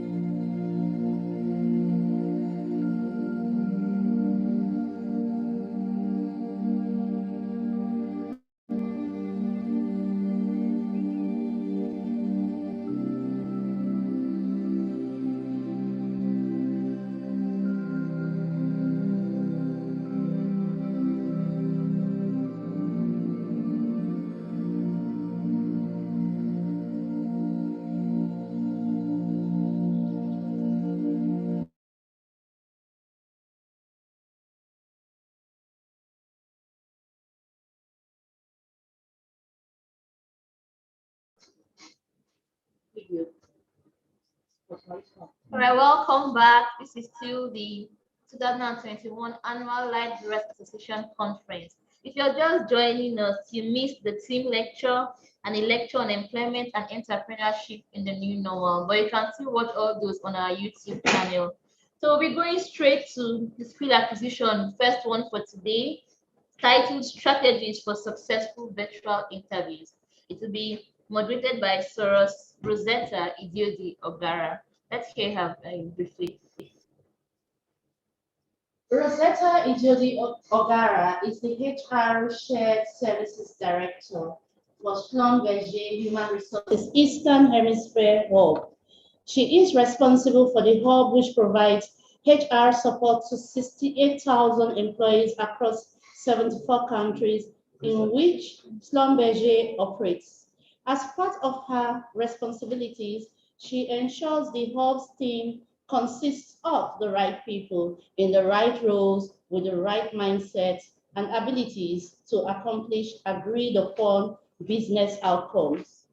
Rosetta's prior roles include information technology, sales, project management, country human resource management, and operations management. Rosetta graduated from the University of Benin with a Bachelor of Science in Computer Science and has worked with Schlumberger for 22 years. She is born into a Rosicrucian family and grew through the ranks from the junior order of torchbearers to serving as a column and later pioneer member of the Light Bearers Association, as well as the soror of our beloved order. She's happily married with a beautiful daughter. Rosetta can be contacted via LinkedIn at linkedin.com/in/Rosetta-Idiodi-Ogara or at Rosetta Idiodi via Twitter, Instagram, Clubhouse Audio. Distinguished fratres and sorors, beloved light bearers, welcome, Sir Rosetta Idiodi Ogara. Thank you, Sir Nefertiti. So today I'm going to go through interviews, and I'm very, very happy to be part of this event. So up light bearers, keep the light shining. Okay. So Nefertiti has talked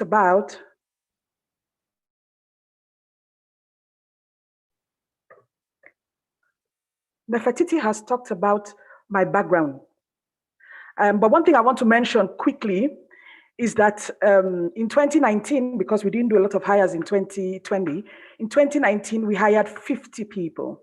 And for that 50 people, we rejected, we only accepted 1 in 5. So you can imagine how many people had to sit down for interviews. My team had to sit down for interviews. So I've spent a lot of time doing interviewing, and I'm going to come through some practical steps that will help you to achieve your aims with respect to interviewing, okay? So I've been tasked with some things for the agenda: resume, LinkedIn profile, interview preparation, virtual interviews, and I'll give you a summary. I'm not going to go through everything I have on my slide. I will make my slide available to the LBA team so that they can send it to people who want, so that you can use it in your spare time to be able to go through your various activities, okay? So first, I'm going to talk about the resume optimization. First, I like a particular website called jobhero.com. I suggest you go there. They have thousands of resumes. You pick the resume that you want, and then you adapt it, you put it in a new Word document, and you modify it to reflect your details. Next, I suggest you use bolds, caps, italics, spacing to be able to make sure that when people are reading your resume, their eyes don't glaze over. Because you can imagine if a recruiter has to see thousands and hundreds of CVs, how willing would they be to see a resume that is very tightly spaced? Ensure that the font size is between 10 to 12, please. Do not make it larger than that for any reason. Ensure you have a professional email address. I saw somebody that came in with an email address that said too hot to handle at yahoo.com. And you're confused. This is a professional setting. You need to make sure that the things you used when you were in school or when you were doing something else is not reflective in your current activity of finding a job, for instance. So please make sure that you use your name, your first name, your middle name, your last name, combination of both, to make sure you have a professional email address, and ensure as well that your contact information is accurate. We had a guy that we tried to call for an interview and the number was not working. So we had to send an email. And when we spoke to the guy said, no, my number was working. Why didn't you check it? It is correct. You started arguing with the recruiter. So again, please, we want to ensure that the less time that is required for a recruiter to chase you down for any reason, the more likely you can get in through the door for an interview. Last, for resumes, please do not lie, because we have some people, and I'm one of them actually, that we pick up things that you put in your resume and we drill down to ask you a situational question, and if you're not able to answer already, you have kicked yourself out of the job. So it's very, very important to ensure that you do not lie. Okay? Don't use text boxes. We have something called an applicant tracking system. So this tool, basically, you load in the resume and it will help to read through all the resumes to see whether you match the job that I have available. So if I do not see the things that I want, the applicant tracking system will throw out your resume. So you would not even be considered to come for an interview. Next, do not write references available upon request. In fact, in some cases, I suggest you don't need to put any references at all, because you're wasting valuable space that you could use to describe who you are. Okay? If the recruiter needs your references, they would know how to contact you. Next, do not forget to spell check. A lot of people come and say, oh, I have attention to detail. Then you see errors in the resume. Who are you going to believe? What you say versus what you have shown me, right? So I think it's important that you please do not forget to spell check.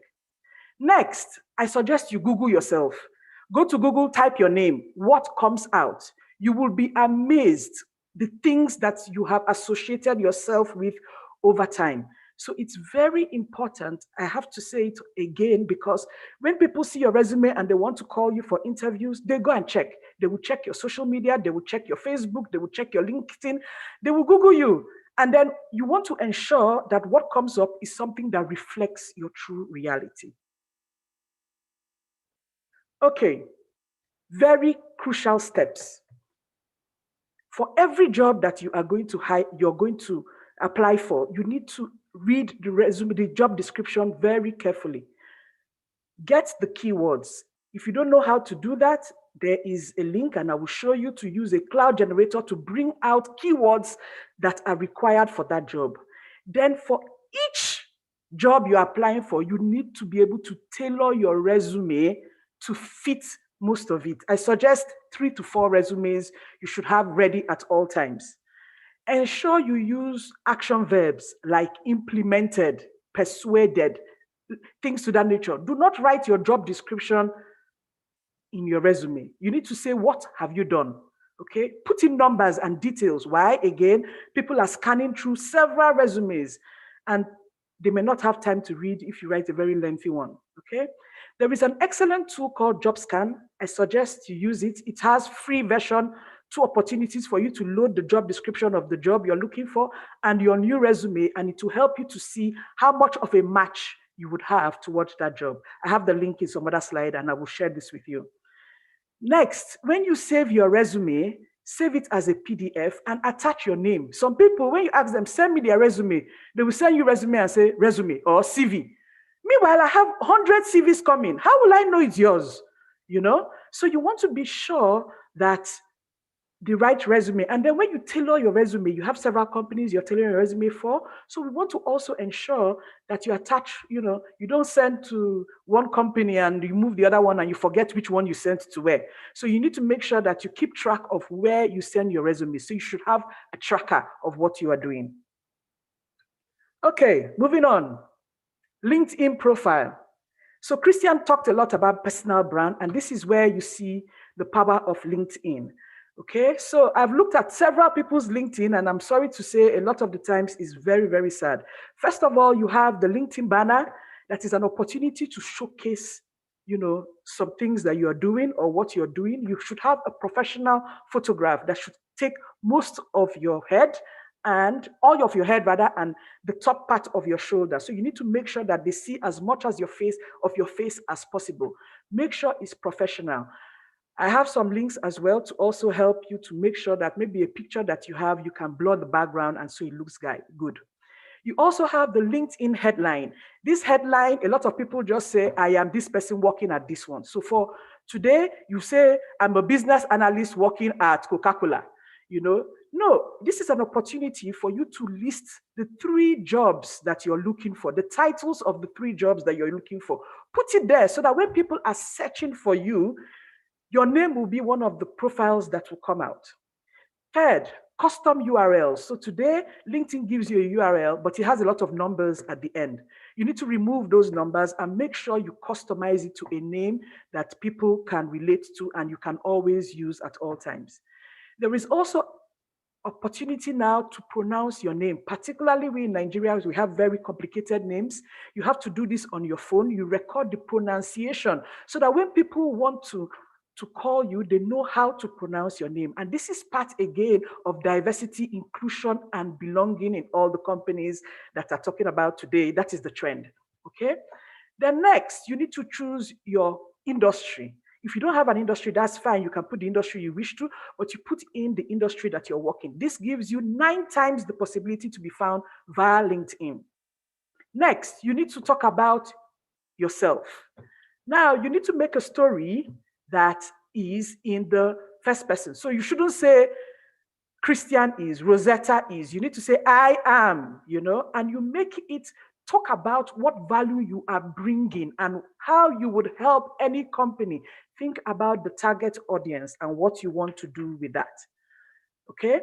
You also have opportunities to talk about accomplishments. Again, put in descriptions, numbers, details, and link. Please note that your LinkedIn is not a resume.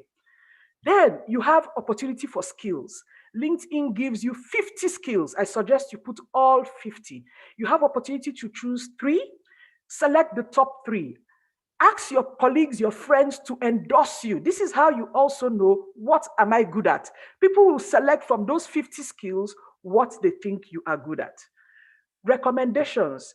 There is nothing that says, wow, as much as somebody recommending you on LinkedIn. Because now this is not what you talk about yourself. This is what you think, what other people think about the job you have done. So I suggest each year 2 recommendations per year. Ask people, friends, managers to write about you on your LinkedIn profile.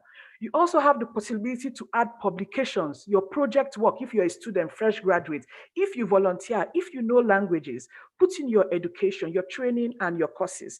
Again, this is all part of showcasing your personal brand. Quick tips. Make sure that your profile and your resume match. Don't say one thing in your resume and another thing in your profile. If you do not have a job today, ensure you include an entry that states the job you are looking for. If you are in the IT industry, there are lots of IT skills that are available on LinkedIn. When you pass the test, it will give you a badge. This again reinforces that you know what you're talking about in your field of study. Build your network is very important. If you know you have less than 500 people on LinkedIn, please try to get some more. Put a target, 10 per day. Try it. Make sure you build your network. This is how, you don't wait for, okay, I'm waiting for my uncle, my brothers, sisters, friends. You have friends. You went to school with people. Connect with them. Start from there. Look for recruiters. If you search hiring, you would see how many managers hiring Nigeria. You would see how many people are hiring and try to connect with these people. Follow them. See when they post job availabilities. Follow companies that you like. Follow influencers. I'm not talking about Linda Ikeji, all these people. You want to make sure that if you're looking for a job in your field of study or another field you're interested in, you're following those industry people. Set up job alerts to be able to help you do that, okay? One other thing too, you have to go to your settings and remove people also viewed, okay? This is a way of also showing these are your competitors, people that are also looking for jobs with you. So I suggest you remove them. Join LinkedIn groups like Jobs in Nigeria. There are lots of job groups that always posting jobs. Use the opportunity to find a job. Comment on people's posts and then learn and grow. I've put here 2 examples. The first example on the left is somebody that is in business. You can see how vibrant his banner is, and he's selling his business, and he's telling you to follow him. The other person is looking for a job. If you go through their profile, you can follow step by step how to set up your profiles. Again, this shall be sent to you. I talked about the various tools. On the left, you can see this is a word generator. And then you can also see the job scan that tells you what match you are for your job versus your job resume that you have put in. There is also some nice tools with respect to how to refine your English, how to rephrase your words. So this is Grammarly and WordTune. I really love these 2 applications. And then you can use for your banners and your pictures, remove background and Canva. Again, all this will be sent to you. Okay, now some things I'm not going to say again, but I have to state it just so that we are aware. Know yourself. Introspection is very key. If you do not know yourself before you start a job search, you will be following and floating about like obey the wind, right? And that's not what you want. Very important to have a daily routine and a plan. You know, when you wake up every morning, you do your meditation, you follow through on your devotional, you go for exercise, whatever that is. You finish that. The next thing is, okay, I have some jobs. You take a look at my job, you update your resume, you take some opportunity to do upskilling, relearning. When I left university with my degree, it was obsolete. By the day I walked into Slumbergy, the first day at work, everything they taught me in university, they were not using it. We had already gone ahead. So again, please use the opportunity to upskill all the time. And like I said, network, network, network.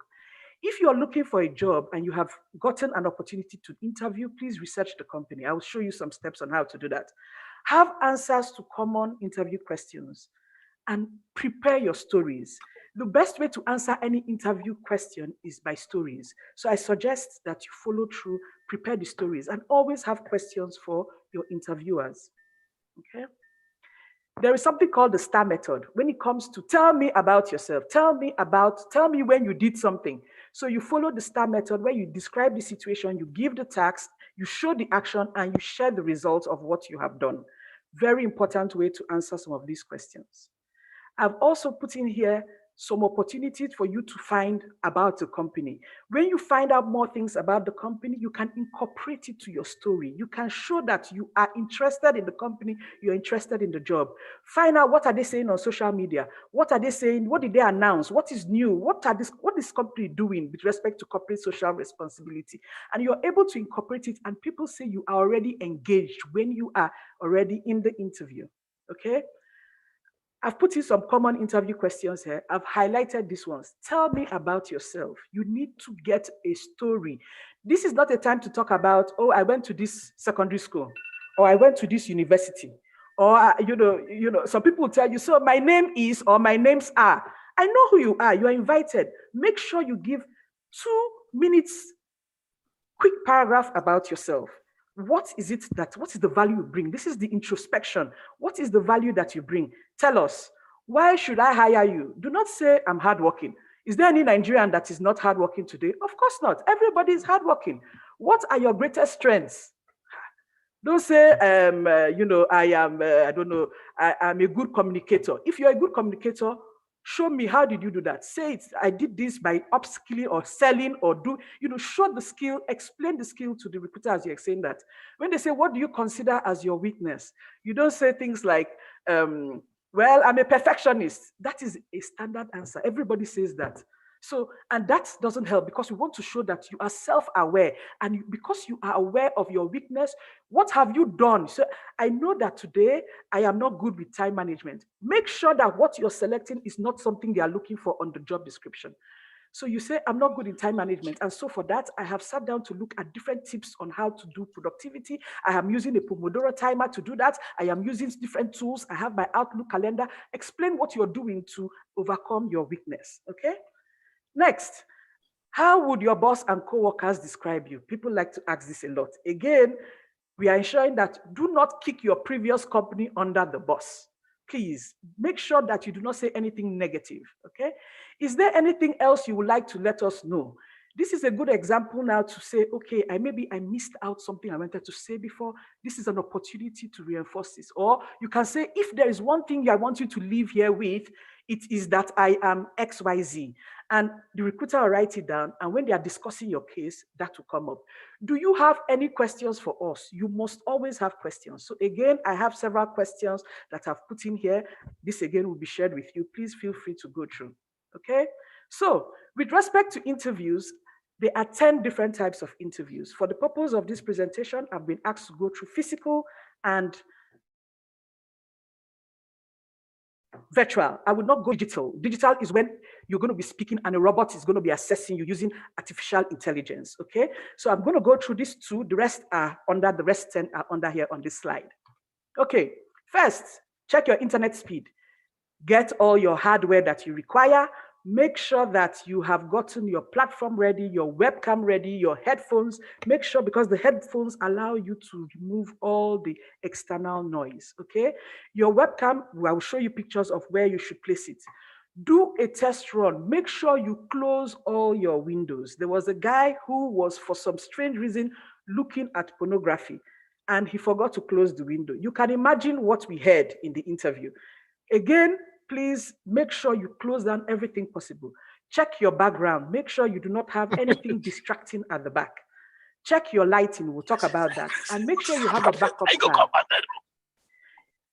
In case all your checks don't work, make sure you can contact your recruiter to tell your recruiter, my checks are not, something is going on with my tech. I have a fire alarm, something is happening, and this is what we need to reschedule, or can we have a phone interview? Okay? So this is a good example of the light. The light needs to be right in front of you all the time.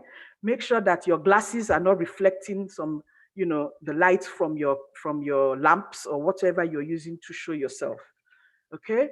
So you can see that your camera needs to be slightly above eye level, and you make sure that you're looking at your webcam when you're responding to the question. Do not look at the screen, because it's again body language, and you're trying as much as possible to show to the recruiter your interest, your excitement, your enthusiasm. Okay, what do you need to wear? Please dress from head to toe. Business casual is the best. If you are working for a bank, you may need to wear suits. But make sure you wear to your shoes. Don't say because you are having virtual, you only wear the top and then forget the under. Do not use white or black or patterns or busy colors, okay? Now, body language preparation. Don't slouch in your chair. Remember, confidence, you want to be able to portray. This is why if you saw Christian stood up to present his entire presentation to you. Some people stand up to do their interviews so that they know that they are not slouching. You know that you're not fidgeting. You look into the webcam, you use your face, you show engagement, you nod, you smile, so that I know as a recruiter that this person is with me. I signal when I'm done. You explain, if anything, you're quiet for a while, say, please, I am taking notes, or please, I'm picking up something from the floor, okay? Make sure you're confident. You want to make it a conversation when you're having a virtual interview, because remember as well, we don't have opportunities to give a firm handshake, where you can look in, you can use your body language to be able to represent your brand. Use your tone, speak high to show excitement, modulate your tone to make sure that, people are engaged with you all the time. So some of these things I've talked about. Don't put your head into the screen, smile, show that you are listening. Make sure your jewelry is not dangling and making noise, people that have bangles, etc. Make sure your background, again, is as simple as possible. Okay, when you finish the interview, make sure you exit the call properly.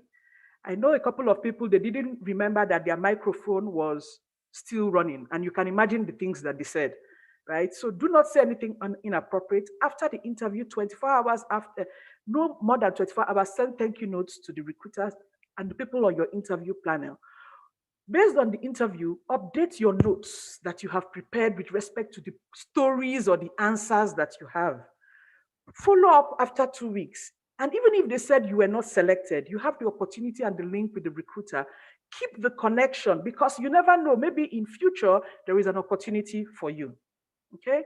So this is just a quick rundown of some of the things that you need to do. Research the company, research the interviewers on LinkedIn, Practice your common interview questions with your family or your friends, or what we used to call your personal board of directors, which could be people that you know that care about you and they want you to do well. Study the job description. What are the skills? What are the qualities? What the experience? Use STAR to be able to answer the question. Practice, put on your camera. In fact, record yourself. When I first presented for the first time, I've presented in front of my cousin who was like 6 years old, and I was feeling very happy with myself. And then when I asked, I said, okay, so how was the presentation? And she said, you were flapping your hand like a chicken, right? So again, please use the opportunity, record yourself, see if you're nodding, if you're smiling, if you're confident, if you're slouching. Use examples, pepper them into your stories. Get your interview attire the day before. Prepare smart questions for your interviewers. When they say, do you have any question for us? Be ready. Bring copies of your latest resume. So even if you submitted a resume and then you're going for an interview, maybe you updated, maybe you didn't, print out copies and bring them along. If you are not bringing them along, you can keep them on the table if it's a virtual interview. There is no difference with respect to preparation for a virtual interview and a physical interview. You have to do preparation. Prepare, prepare, prepare. Ensure that your answers tie back to the skills and accomplishments that you have. It's very, very important. I cannot emphasize it. Put this into your story, incorporate it into how you speak, make sure that you are confident about what you bring to the table. Like Christian has said, introspection is very key. You have to sit down and think about it.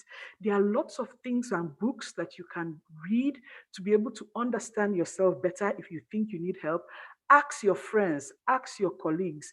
And a lot of the times people think that I'm better than, you always think you're better than who you are. Or you may even think the skills that you show are not even the skills that people are seeing, but you have those skills. But you have to know that people are seeing what you have shown, what you have brought to the table. And this is what you need to be able to do. When you say that I'm a problem solver, how do you show that in an interview? There was a guy who went into the company website and collected complaints people have had about the company. And when he came for the interview, he came with solutions. He said, I like solving problems, and particularly those problems people leave behind. You can imagine how the interviewer was very happy. There was a case of a guy just recently who contacted an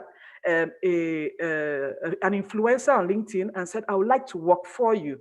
And I noticed that you have released the book. When I looked through Wikipedia, you don't have a Wikipedia page. And I've gone ahead to create a Wikipedia page for you. And the guy was so excited, he hired him immediately as an intern. So, and said he starts in 1 month. If you look at it, his name is Steve Barrett. You see how many people were like, wow. So again, all you need to do is bring some creativity into what you bring.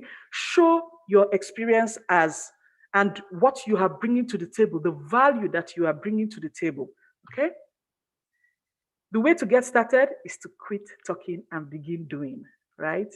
Ultimately, the key to acing any interview is proper preparations.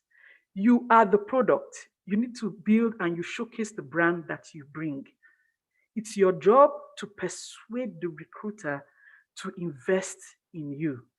When I interview you, I will check for your experience. I will check for if you can bring the culture. I know that you fit in with my organization, but how would I know that if you do not show me? So it's very important for you to please take time to know what you bring, what your strengths are, and how you can bring value, and what is your unique selling point. Why should I hire you? Okay. My references.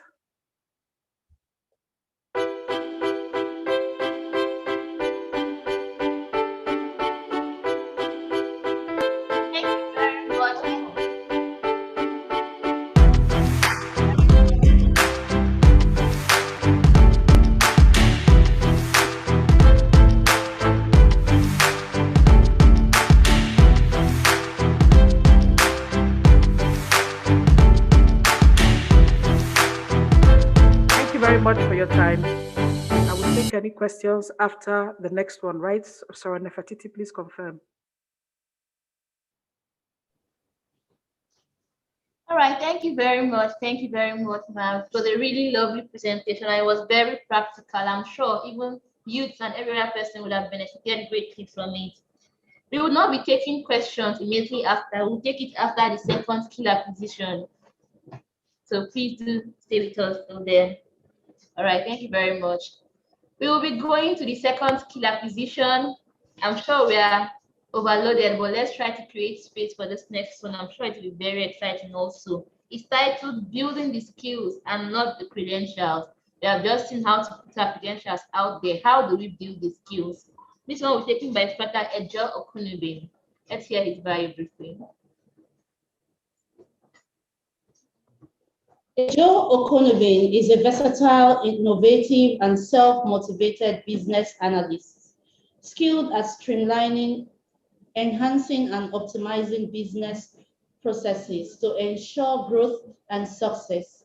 Experience with strategic planning, cross-functional coordination, and analyzing workflow process to identify areas of enhancement, development and implement business development plans, and assess business requirements. He studied biochemistry at the University of Calabar. He is an excellent communicator, skilled at engaging appropriate stakeholders throughout projects and creating strategic alignment between stakeholders from multiple levels of the organization to realize impressive business outcomes. Ejo Okunubin has worked as user experience analyst for Blu-ray Systems and Solutions, strategic consultant for Hubbeats Tech Business Hub and Herald Agribusiness College, design consultant for Kaduna/Stanbic IBTC Agri Incubator Program, programs manager at Institute of Strategic Management of Nigeria. He currently works as the general manager at Visoclock Software Nigeria Limited. Ejo is born into a Rosicrucian family and grew through the ranks from junior order of torchbearers to light bearers, and then a frater of our beloved order. He is a former two-time national president of the Light Bearers Association from the year 2009 to 2013, and currently serves as the Wadi Master for Eton Lodge, Uyo, Akwa Ibom State. Distinguished fraters and sorors, beloved light bearers, let's welcome Frater Ejo Okunubin. Thank you very much, Soro Nefertiti. I would like to begin by thanking the resource persons, Chikezi Okorie, former national president, my good friend and brother, Christian Idiodi, I've not seen him in a long while, and of course, my big sister, Rosetta Idiodi. It's awesome listening to you all speak. You've made the job really very easy for me, and I'll just quickly proceed to the topic for this session, building the skills, not credentials. But before I start, I would like to greet my brothers and sisters. Up light bearers, keep the light shining. Thank you very much. This presentation, I'm making some assumptions in making this presentation. Young persons, I'm assuming that most of the participants at this session are young persons, and they are either undergraduates or graduates, either unemployed, employed, or underemployed, as mentioned by Christian. And also, I am assuming that some of us are either in paid employment or are self-employed or are entrepreneurs. These are the assumptions I'm making. So because of this presentation has certain particular scope. I'm going to give a broad perspective of the key trends in the new global economy and also highlight emerging in-demand skills and profession, as well as provide an adaptable framework for skills building. Now, what's a skill? That's the first thing that naturally comes to mind. We hear of skills, we hear of talents, we hear of credentials. What exactly is a skill? I'm not going to bore you with the technical definition. I'll keep this really very simple. In a nutshell, a skill is a learned ability to perform an action with predetermined results and with good expectations, with good competence, often with a specific amount of time and energy, or even both. So when we talk about a skill, we are simply referring to the learned ability to perform an action with determined results, with good execution, predetermined expectations within a given amount of time, energy, or both. And then, what's a credential? The topic of our discussion this afternoon, building the skills and not the credential. What's a credential? A credential is a piece of any document that details a qualification, a competence, or an authority issued to an individual by a third party. That third party can be an institution, it can be a university, it could be a polytechnic, it could be a training institution that has the authority or assumed competence to do so. So the authority might be there. For instance, the University of Calabar, the University of Lagos has that authority or is assumed to have the authority to issue a document that details a qualification, competence, or authority, that you have acquired certain knowledge, you've acquired certain skills. Now, the interesting thing is this. A credential gives the expectation that the bearer of that credential has a certain skill. It doesn't give a guarantee. There is no guarantee that the bearer of a particular credential has the required skill or has learned the expected ability to perform a certain action that the credentials assume or purport that holder or the bearer of that credential has.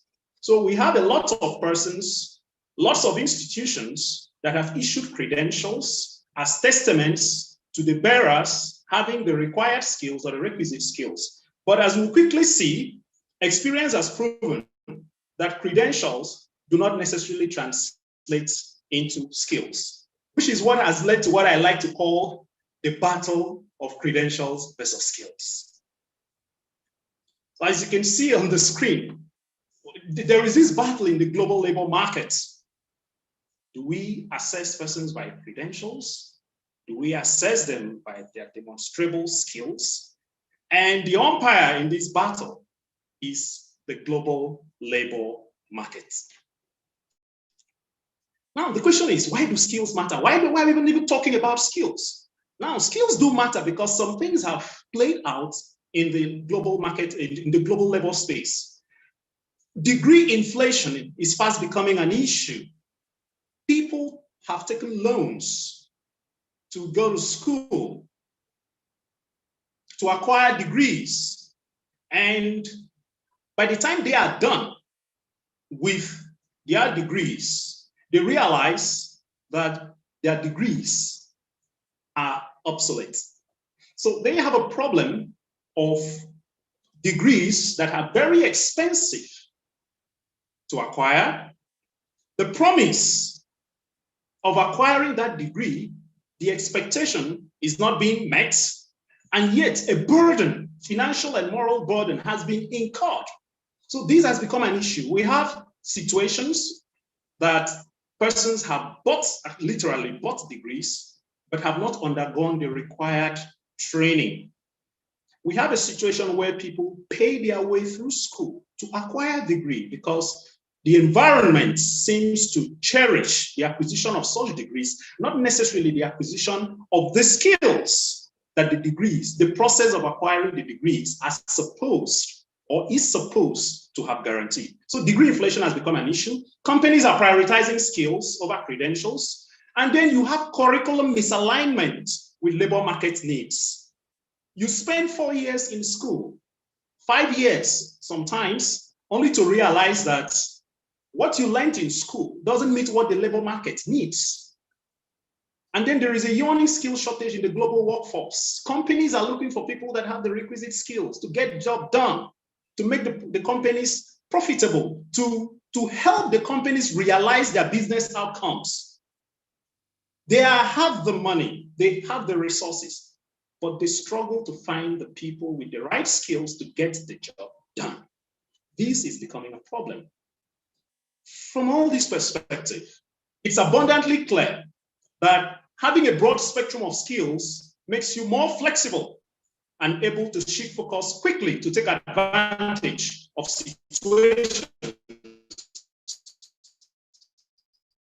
and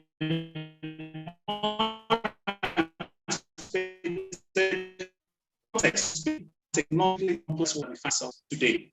We already know these things, but we may not pay attention to it.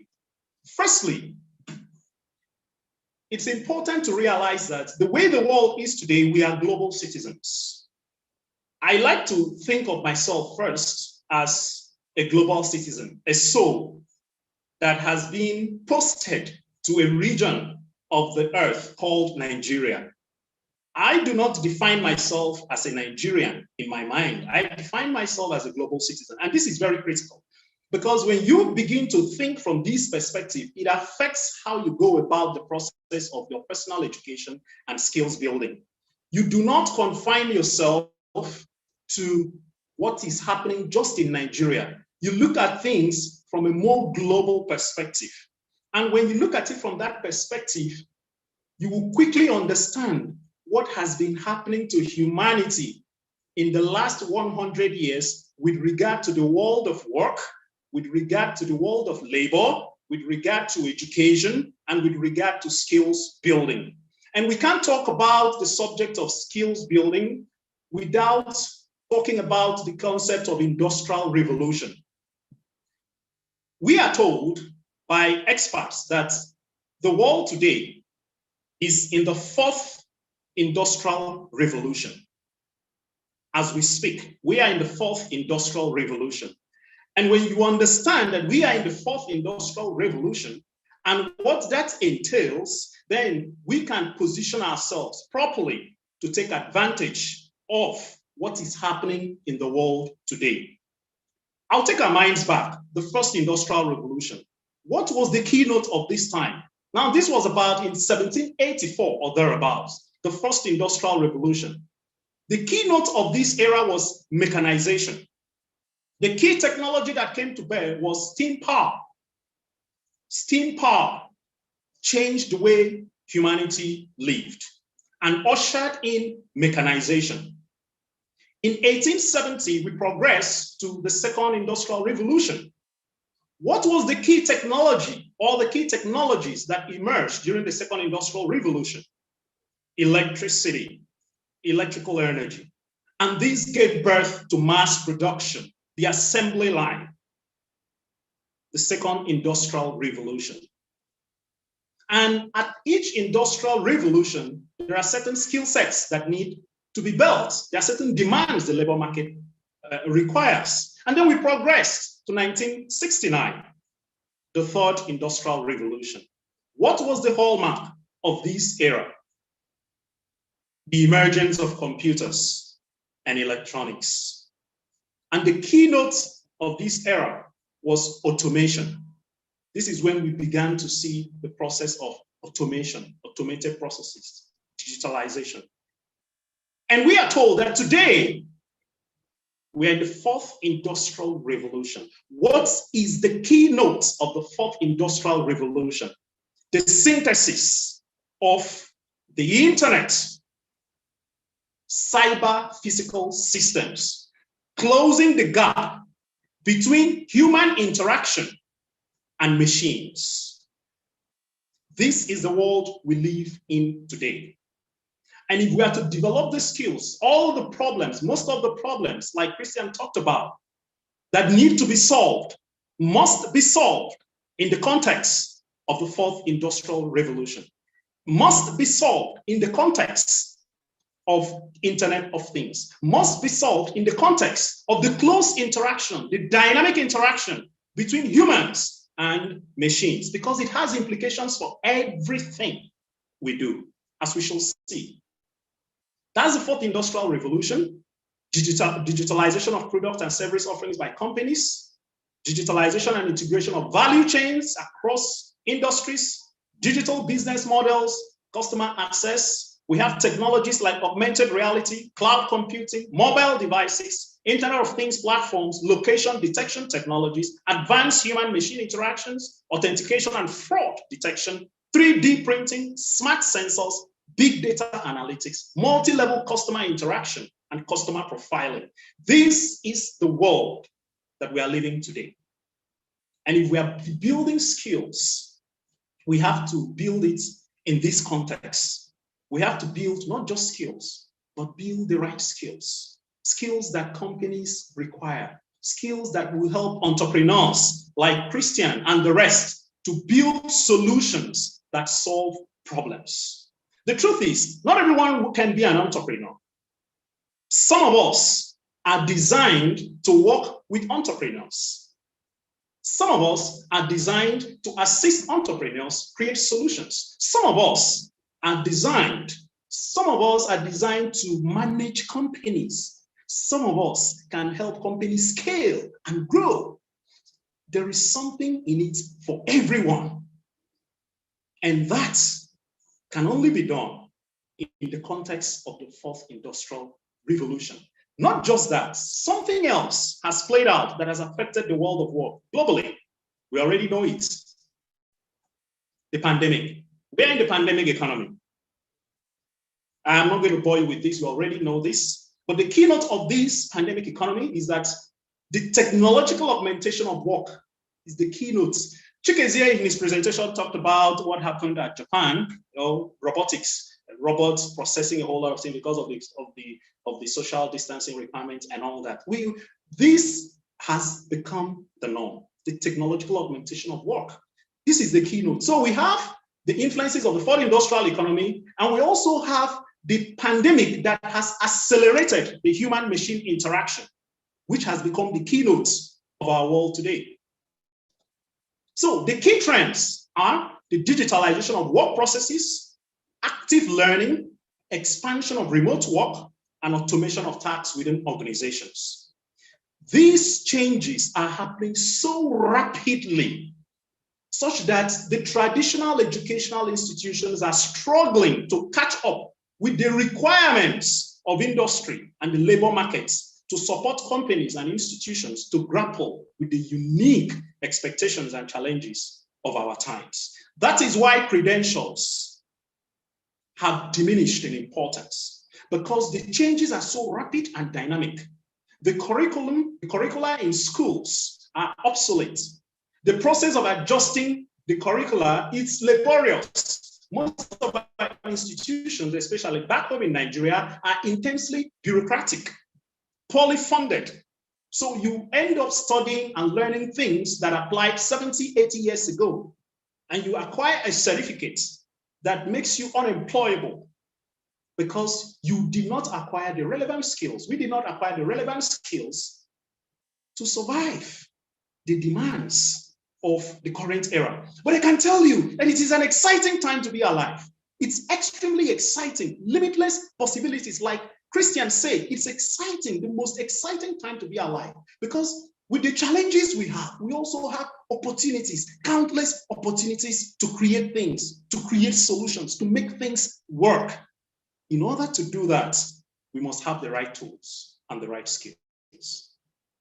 So what is the future of work? 3 key patterns have emerged. First, technological adoption is on the rise, which has led to an increased tendency by businesses and institutions to adopt cloud computing, big data, and e-commerce as top priorities.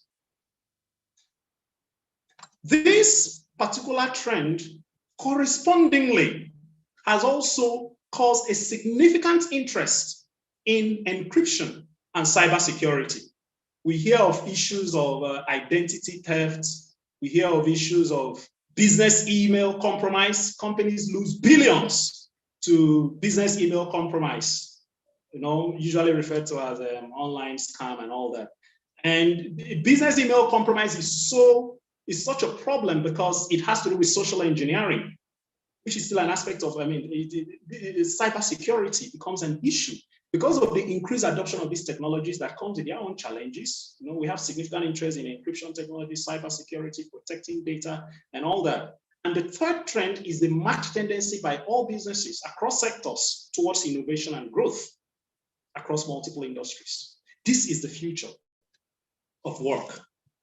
Within this context, it becomes increasingly clear that it is very risky to build skills without having a strategy. And that strategy is building the right skills in the right professional clusters that are emerging that will guarantee jobs in the new economy.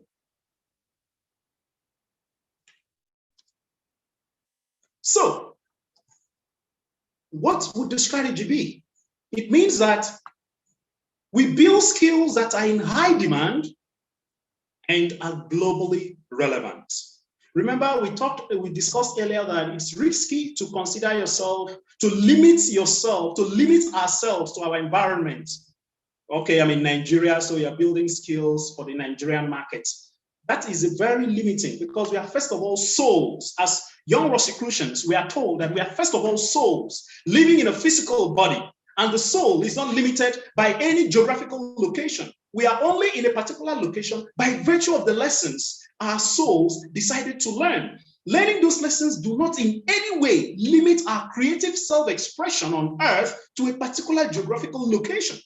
So even when we are building skills, we must look at it from a higher perspective as young Rosicrucians. We build skills that are in high demand because we are, first of all, global citizens. As such, our skills must be globally relevant and has to contribute to the demands of the world we are currently living in, which will make our skills to be in high demand. So that's the strategy. We build skills that are in high demand, given the peculiarities of the times, and are globally relevant. Technology, like I said earlier, is the keynote of our era. And it is important for us to be aware of the key technologies that power the world in which we are living now. We have an increase in cloud computing, big data analytics, Internet of Things and connected devices, encryption and security, artificial intelligence, e-commerce and digital trade, augmented and virtual reality, ledger, distributed ledger technology, blockchain, 3-dimensional and 4-dimensional printing and modeling, power generation and storage, biotechnology, robotics, quantum computing. These are the jobs of tomorrow. And there is something in it for everyone. You don't have to be a programmer. You don't have to be a coder. I'm not a programmer, but I work in the tech sector. I manage a technology company. So there is something in it for everyone because this is the world we are living in. The World Economic Forum, sometime in October, published a report, The Future of Jobs 2020, and identified 7 professional clusters across the world that have emerged. The 7 key professional clusters in the emerging new economy: data and artificial intelligence, engineering and cloud computing, sales, marketing and content, product development. Christian has talked extensively about this, coming up with solutions to problems, product development, people and culture, the care economy, the broad spectrum of health informatics, statistical computing, genetics, gene profiling, and all that falls under the care economy, the green economy, renewable energy, and all that. The World Economic Forum has identified these 7 key professional clusters. These are the emerging professional clusters in the new economy that powers the world and will continue to power the world. And not just that, correspondingly, it also identified 20 top job roles that will power the world at least up till 2025. 20 of them: data analysts and scientists, artificial intelligence and machine learning specialists, digital marketing and strategy specialists, process automation, business development professionals, digital transformation specialists, information security analysts, software and application developers. The slides are there. I wouldn't need to read this out, but these are the top 20 job roles, and it cuts across all sectors. The key thing is being able to key into an area after self-evaluation. Which areas apply to you, dovetails with your kind of person. There is something in it for everyone, but it must tie somehow to the field of technology.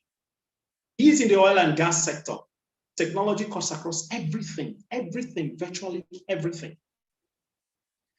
And 15 skills, critical skills that are required to survive in today's world: analytical thinking and innovation, active learning and learning strategy, complex problem solving, critical thinking and analysis, creativity, originality and initiative, leadership and social influence, technology use, monitoring and control, technology design and programming, resilience. Christian talked about this too. Never give up, no matter what happens. Keep doing it. You fail, you keep on doing it, you pick yourself up and you try again.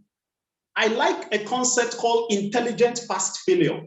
Intelligent fast failure means the capacity to try out things, fail fast, learn the required lessons, and try again. You need resilience to do this. Resilience, stress tolerance, and flexibility is a skill. Teaching and user experience, service orientation. Christian also mentioned this. Rosetta mentioned it. That ability and willingness to render service. It is a skill. It's not optional. It has been identified by the World Economic Forum as one of the 15 critical skills required to succeed in the new economy. People that have a service orientation, not just making profits, service orientation is the 13th on that list. Of course, system analysis and evaluation, persuasion and negotiation. These have been identified as the top 15 critical skills to survive in the new economy. I wish to draw our attention to something very interesting that struck me: the relative importance of the skill groups. Now, it's very instructive to note that in all of this, a particular cluster skill group has been identified as being extremely important, and companies are increasingly prioritizing this skill or this skill group, which is critical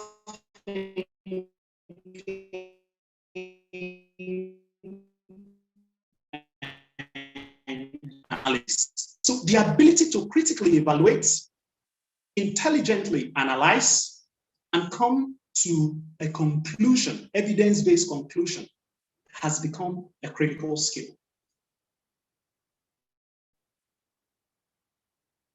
And this is something we need to note. Correspondingly, while some skills are increasing, some job roles are emerging, we also have job roles that are increasingly becoming redundant. And it is anticipated that by 2025, it may have little or no value. Roles like data entry clerk, administrative and executive secretaries, accounting, bookkeeping, and payroll clerks, assembly and factory workers, accountants, and auditors. This is not far-fetched, because when you look at the available technologies to us and how it more empowers us to get job done, you would quickly notice that an accountant in a company that is tech savvy, that has most of the skills we have identified, can do the job of 5 accountants because of increased productivity. So if you have one accountant that is becoming far more productive, the company doesn't need to have 2 or 3, which reduces the openings in the labor market. Not that these roles are not important, they are, but we are talking in terms of availability of these roles in the global labor space, the demand by the companies. So we need to have this at the back of our mind. That doesn't mean that if, for instance, one is doing accounting, you are wasting your time. No, it means that you shouldn't just limit yourself to the traditional accounting role. It means that you should learn and master certain technologies. You should be able to do analysis, not just what you studied in school. You should be able to do data analytics from the perspective of accounting. You should be able to generate useful data that will help management or the company to take decisions that will help the company realize their business outcomes and gain strategic advantage. So you're not just a traditional accountant, you are an accountant in the 4th industrial economy that is very competent in the use of technology. Else, you become redundant. To acquire the skills, how can we go about this? There are several options. On-the-job training, training courses and workshops, e-learning. There will be a session on this by one of us. Webinars and YouTubes, blogs and books. Depending on the time that's available to us, can use any of these methods. Some companies have on-the-job training, can take advantage of this. For some of us that may not be in paid employment, we have the option of training courses and workshops. We have the option of e-learning. We have the option of YouTube. YouTube is free. You'll be amazed at the quality of information you can get from YouTube if you know how to search. And of course, blogs and books. Mastering new skills. How can we go about this? I'll just give some helpful tips to assist us in the process of acquiring these skills in these clusters that we've talked about.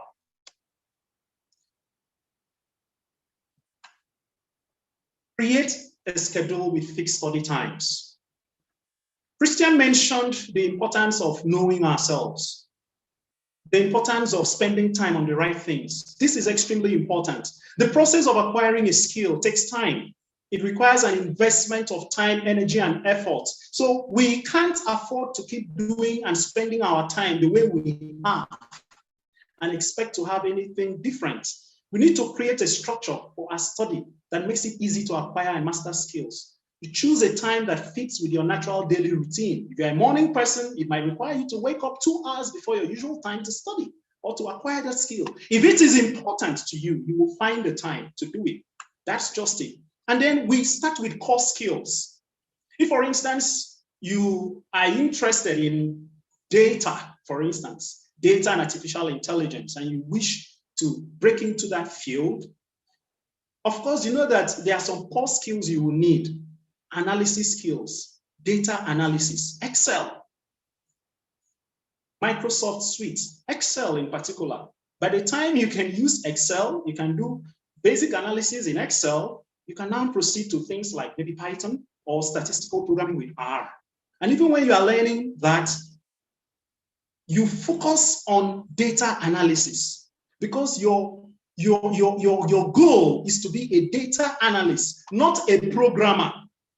A data analyst is not a programmer. A data analyst is someone that uses technology to analyze data that helps in decision making. So you don't need to know Python extensively. You might just need to know a programming language that enables you to do data analysis and you are good. But if you are a programmer or you intend to be a programmer or a developer, then you might need to learn a different core skill, which might be software engineering, the principles of software engineering. So you always start with the core skill. If you wish to be a content developer, what is a core skill? The ability to write simple English, the ability to tell a story. That is a core skill. So you start with learning how to write, learning how to craft a story. That's a core skill. By the time you master that core skill, you can begin to learn more about industry, which story can market a product best. But first of all, you need to learn how to manner. Copywriting could be a core skill in that aspect. You wish to learn design, or you want to be a user experience analyst or a user interface designer, you need to learn how to draw with a pen and a pencil. From there, you progress to using graphic packages like Figma or Corel or others. The core skill. When you master the core skill, you can now proceed. And you take things step by step. Step by step. Great discipline of mind does not consist in now and then making great efforts, but in having the mind so trained as to take little effort consistently over time. It's a skill. Then also learn from experts. This is very important. We have limited time. Some of us may be working. Some of us are in school. The quality of information we have is important. We cannot get our information from just any person when we are building our skills. We need to identify who the experts are in our relevant skill area, understand why they are so good, how they work, and what makes them an authority, and follow them. learn from them, follow them on Twitter, on LinkedIn. Look at what they do because they are experts in that skill area. You want to understand something about entrepreneurship, product development?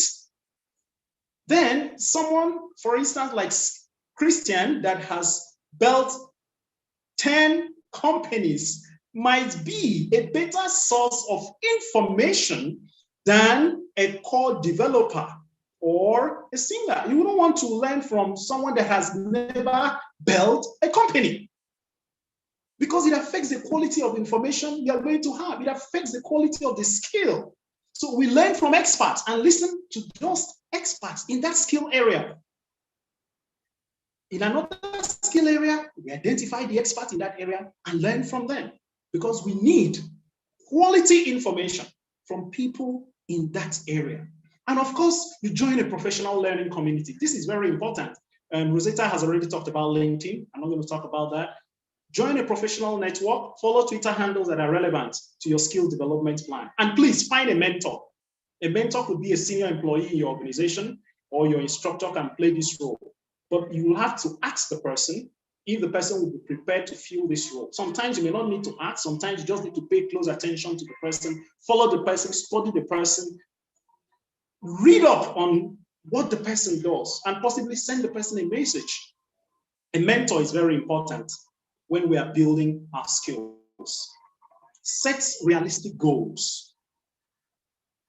It's very important to get overwhelmed. So when we are beginning the process of building a skill, set realistic goals for ourselves. Let's not demotivate ourselves with insurmountable goals because the process of acquiring skills takes time, takes effort. So we have to set goals that are realistic, that are positive, but challenging, that can inspire us every day. And of course, a skill is more than just theoretical knowledge. That is why we need to take action. We need to do projects, not just about learning. A skill is more than theoretical knowledge. Theory may form the basis, no doubt, but mastering new skills involves putting theory to practice. We learn by doing. So we do it, you fail, you do projects, you volunteer, you render service. For instance, digital transformation has become a hot topic because we have companies that are struggling. Lots of companies are struggling to adjust to the demands of the new times. I give an example. For us, the Rosicrucian Order has made recent strides in harnessing digital technology to drive the work of the order. Part of the outcome is that there is a need for young people to serve as digital officers in the affiliated body. What do you think we are trying to do? What do you think the administration is doing? The administration is trying to make our affiliated bodies to digitally transform. That is just it. So the IT officers are the digital transformation specialists in the AB. That is an opportunity to build a skill. Because by the time you are able to assist your affiliated body,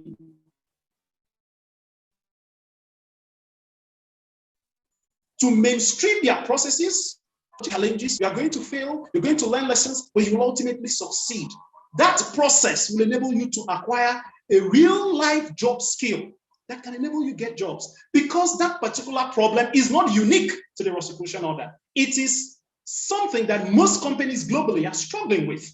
So in the process of doing this, in the process of volunteering, in the process of serving, you have acquired a skill that can get you a job. Most of us picked up skills by serving in the Librarians Association. By the time we faced the world, we had already acquired lots of real-time skills that we never learned in the classroom. I dare say that 90% of whatever successes I have recorded came from my time in the Librarians Association. So these things are very important. And of course, lastly, know thyself. Who are you? Where are you going to? What do you intend to achieve in this life? Did you just come to earth to be born, go to school, get a job, earn a salary, pay house rent, train your children, grow old, and die? That's such a boring way to live. So boring. Who are you and why are you here? We are here to solve problems. We are here to express ourselves. Acquiring a skill is not just about getting the job. Yes, acquiring the skill is not just about earning. More importantly, it's about creative self-expression. And to round up, we need to have the right mindset. The willingness to learn, the willingness to grow, to adapt to change, to reinvent ourselves, and most importantly, the willingness to help ourselves and humanity. As we build our skills, please,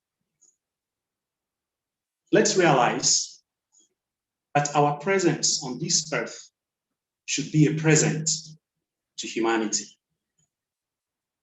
Our presence on earth should be a present to humanity, should be a present to our companies, should be a present to our society, should be a present ultimately to our Creator. Thank you so much for taking the time to listen. Up, light bearers, keep the light shining. Keep the light shining. Thank you very much, Father. Thank you very much. I'd like to say it was a very complimentary one. Everybody has talked on different parts of one topic the way I see. But just thinking out loud that you sound like the Nigerian version of Father Christian. It was a wonderful one. Thank you very much. So we'll go straight to the question and answer section. Someone is asking, they're about to ask a question, I believe. Please type your questions in the Q&A section so we can read them aloud.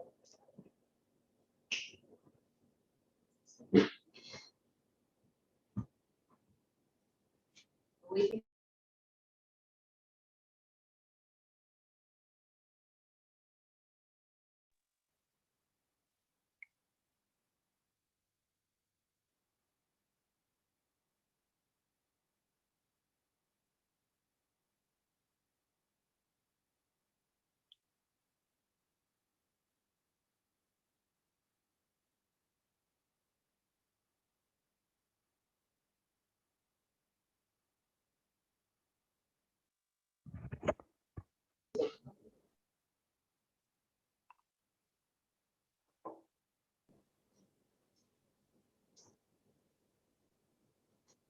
Okay. We have one question here from Monsoon Nami. He said, for a situation where I get an offer from two good companies, I'm interested in working with, what do I look out for before making a choice? I leave this is to Sir Rosetta. Can you hear me, ma'am? Okay, thank you. That's a very good question. And if you do get two good offers at the same time, congratulations, right? Because not a lot of people are in that situation. So I think, first of all, it's important to understand why do you like that company? What do people say about the company, the people that are working in the company? Because again, for some companies, they are very good as well in showing you a particular face, but when you get in, you may find out that you're frustrated. What is the leadership style, the management style? How are people being treated in the company? Is there a sense of belonging in the company? So it depends. You need to understand what is of value to you. Like, for instance, someone says, would you work in this type of company? If you say, I cannot work for that type of company, I cannot work for, it depends on what is of interest to you.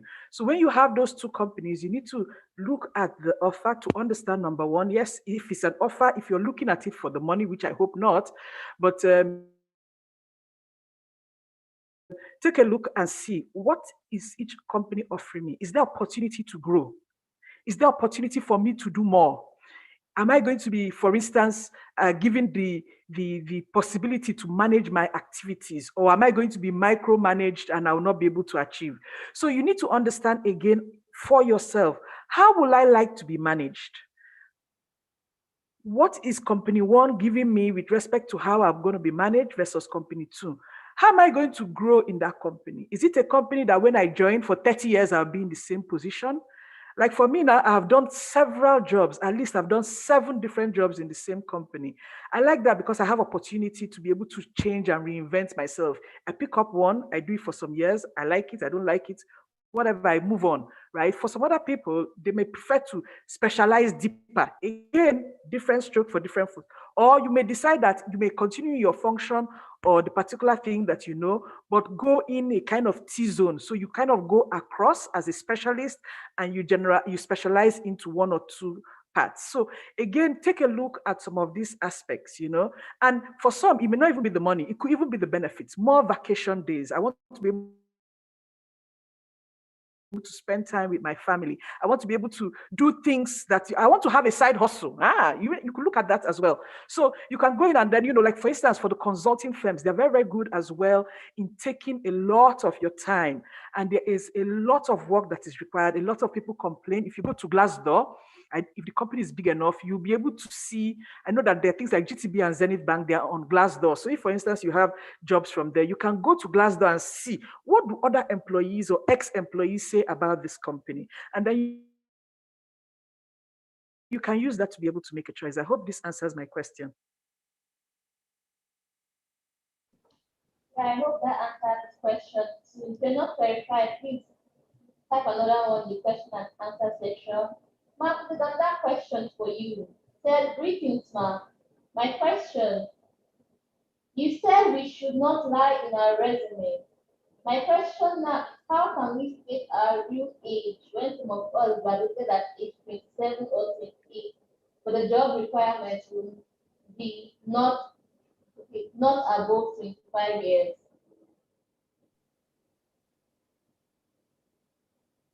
Thank you very much for this question. Actually, you've hit on one thing that I love the best, which is diversity, inclusion, equity, equality, and belonging. So again, ageism is a thing, actually, ageism. So it being the sense that if you are above, I don't know, 45, 50, people start to look at you in a particular approach that, you may not be able to make it, right? So think about it from the sense of a recruiter. For whatever reason, they have put an age bracket of 25 years. You lie and say you were 25, and when you have to produce the certificate, you have a certificate that is above that. Do you think that relationship will go? No, they'll probably tell you don't come back, and they blacklist you and you can never go back to that company. So, I understand that, yes, for Nigeria in particular, there is a lot of things. But in HR today, one of the things that we are looking at is now that business is opening up. Skills are in hot demand. And it's very important for you to understand that everybody is competing for the same talent, for the same people. So are you going to be able to hire all these people? Absolutely not. So you need to look within. Internal mobility is a thing. You need to be able to reskill the force that you have already in place. So if the company is restricting you with your age, I'm very sorry, find another company. Really, find another company. Don't bother to lie. What's the point? Because again, you're going through all that process. You even feel that, oh, I made it. I know a lady that actually lied and somebody came and called her 8 years after. And because the premise was that she lied on whatever, the company still fired her. And again, you get blacklisted. And remember that, this is just that people like.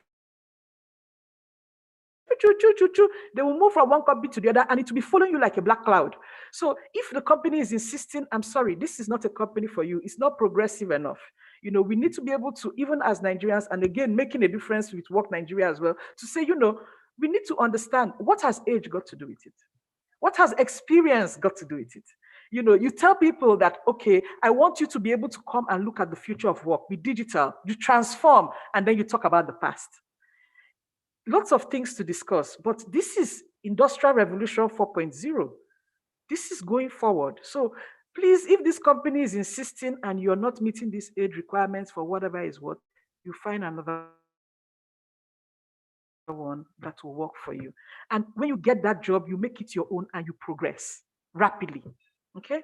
I don't know if I answered your question. I cannot answer for the companies that are insisting on age, but I can assure you a lot of people are looking at DER and B, and one day I'm hoping these age restrictions will go away fully.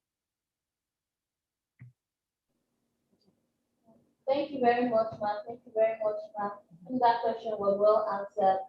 Someone is requesting, Can the presenter go over how to set up a LinkedIn account? I'm sorry, can you repeat the question?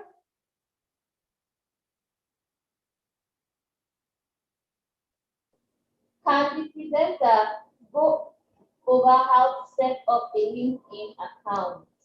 Okay, please contact me on LinkedIn and I can show you.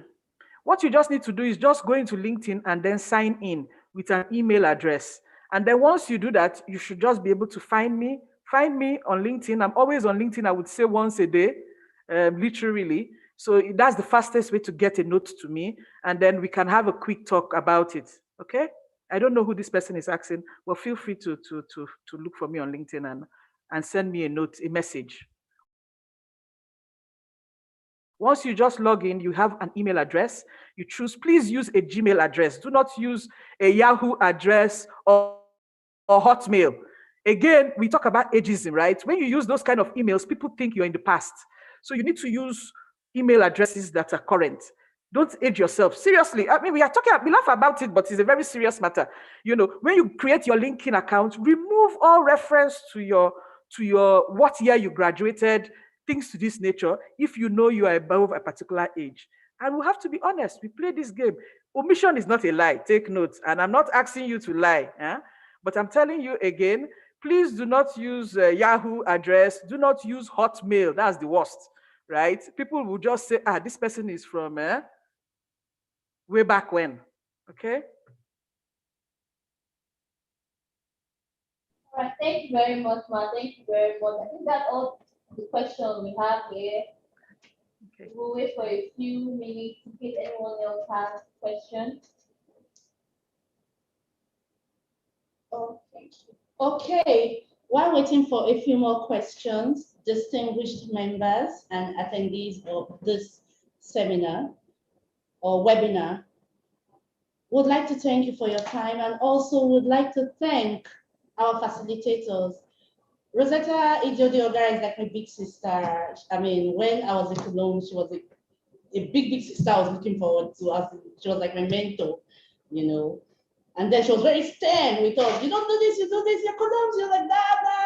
But then it helped build us or mold us into what we are today. And I'm glad listening to her once again. She has facilitated to the Libraries Association, National Conference of Libraries Association some years back physically. And she talked about these interview things. And in fact, that also helped us into where we work right now, most of us. And then to you, Ejo, you also have this positive thing about you. When you started, I got a message from someone, Ejo has started, Ejo has started. You know, you have this positive thing about you. And in fact, someone also left, one of the librarians, Aramide Lawal, also left it here. That was a very highly educated presentation. Presentation from Frata Ejo. That's one. And then we also have positive feedback from attendees. There's one from, I'm trying to get it again, please bear with me. Frata Godfrey Aponfo, the regional monitor from Ghana, he's saying this program is very innovative, good facilitators in all the topics. You know, when I said earlier that we had to wait, that last year we had fun, but I think this year is going to be better. Some persons thought I was actually exaggerating, but so far, so good. It has been really beautiful. So thank you very much to our facilitators. Thank you very much once again. So Rosetta, there's a question for you. Can you please talk about 10 types of interviews?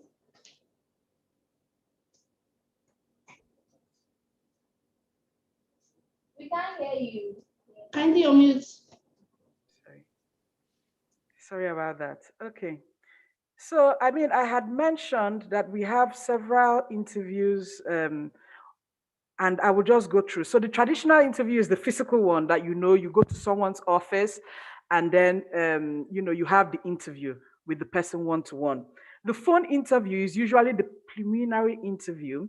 And in this interview, somebody calls you and you go through some questions together. And based on how well you do, you're moved to the next interview, which is usually the physical interview. And that could be one of 2 or 3 interviews. Then we also have the video interview or the virtual interview. We have had this for some years, but because of the pandemic, this interview has now become very, very common. So this is when, they call you over Zoom or Skype or Slack or Team or whatever this is to be able to have the interview with you, and they go over the questions together. And this is when you need to be able to smile, to nod, to gesticulate with your hands carefully, etc. Okay, then we have the case interview. So the case interview, I quite like it because we use an opportunity to see how you think, not necessarily that there's a right or wrong answer. So for instance, we say, okay, you have these 12 activities to do. You have to do this. You have to select in which order would you do this interview.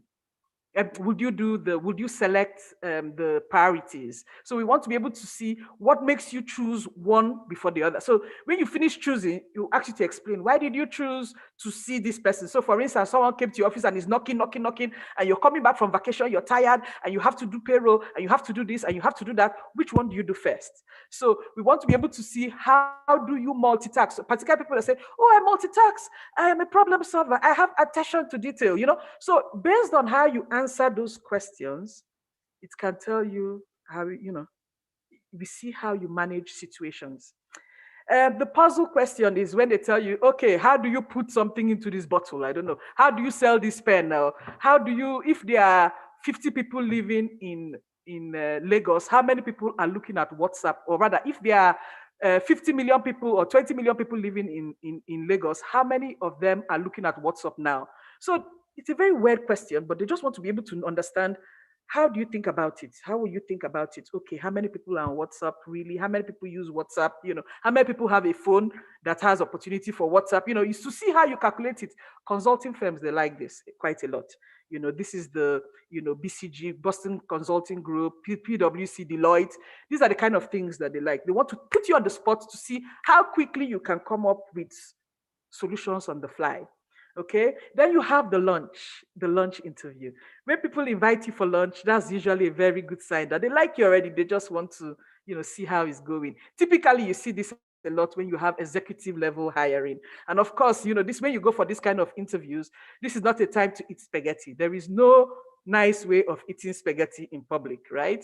So again, this is another interview. Then you have the group interview. So typically, when you have the group interview, there's a lot of people, all like you. So fresh graduates, they hire, they say, okay, I want to hire, I don't know, operators. So they hire everybody all together, they bring you all to the room.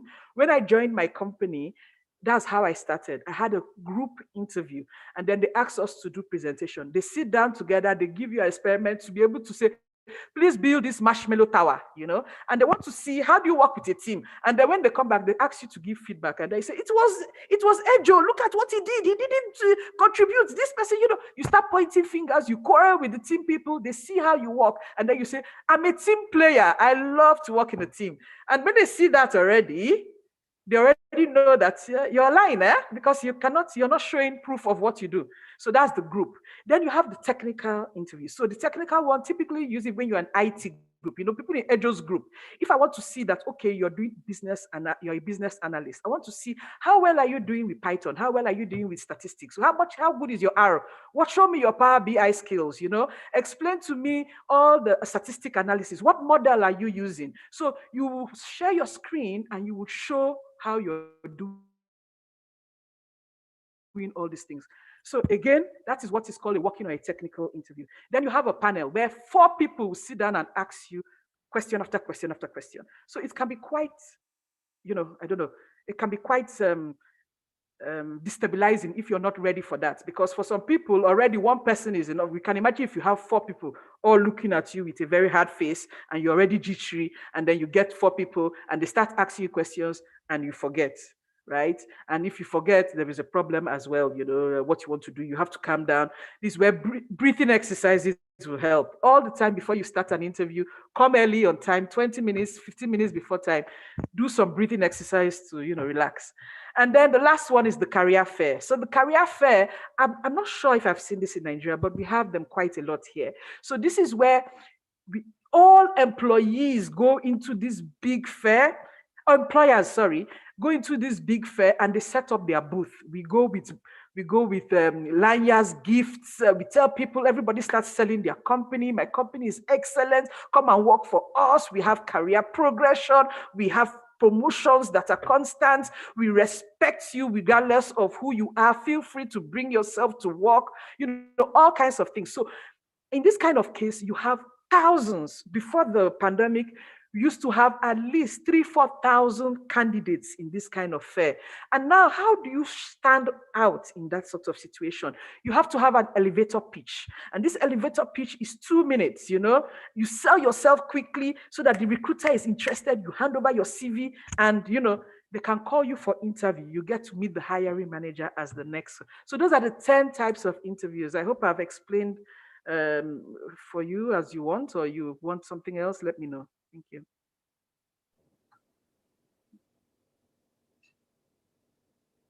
Thank you very much, Sir Rosetta Idiodi Ogara. Thank you for a beautiful presentation. Kata Ejo Okunuben, thank you so much as well. I'm surprised nobody has any question for you at the moment, but it's you now. They feel they can just get across to you anytime. The word master of Eton Lodge, you. Distinguished brothers and sisters, beloved light bearers, we have come to the end of today's event somewhat. But before we go, I would like to recognize the presence of the current executives of the Light Bearers Association, the national executives. We have Frater Samuel Okporo, who is an engineer. He actually gave the opening invocation and comments. Then we also have Frater Ellis Egbe, Vice President. He is here at Apollonis Lodge, Calabar. And then we have Okerete Enupere, the Secretary. We also have Moses Epe, Financial Secretary. Fortune Sakra, the Treasurer. We also have Savior Umweka, our PRO.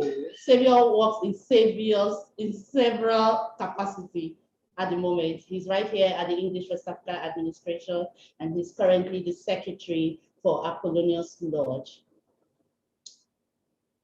Then, I would like to give a brief rundown on the program for tomorrow. We will be starting at 11 on the dot.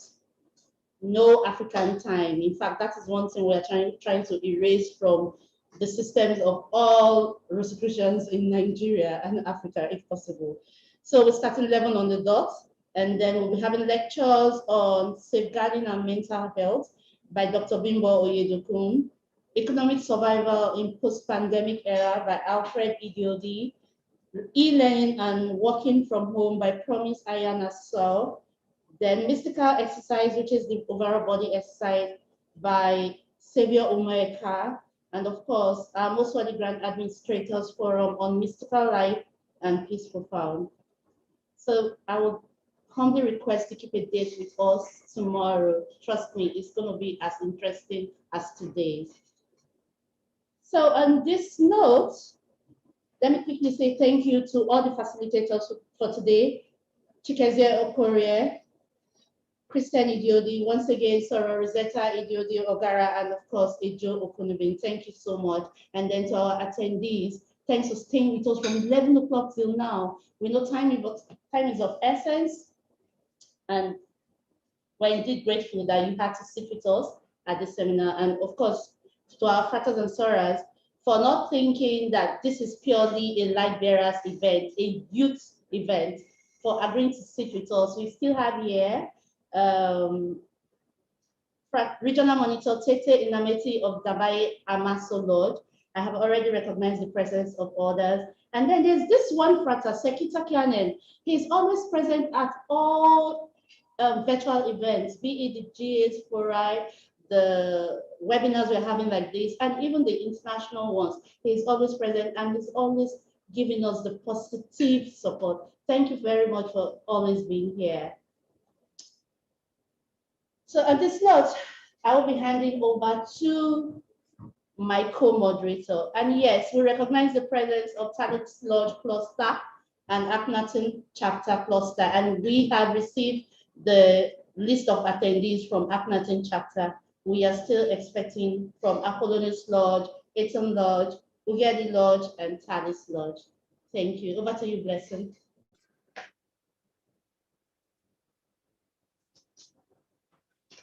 All right, thank you very much. We have come to the last but one item on our program.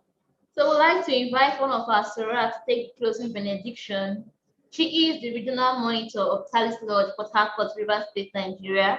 She's the deputy coordinator of the Sister of the Rosy Cross, popularly called Syrup, and a counselor for the Light Bearers Association.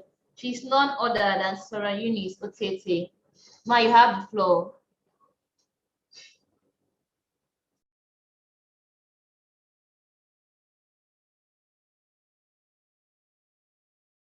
Okay. Please, let's sit, relax.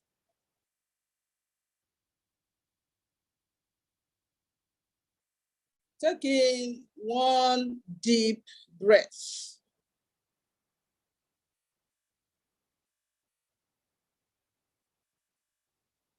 Exhale slowly.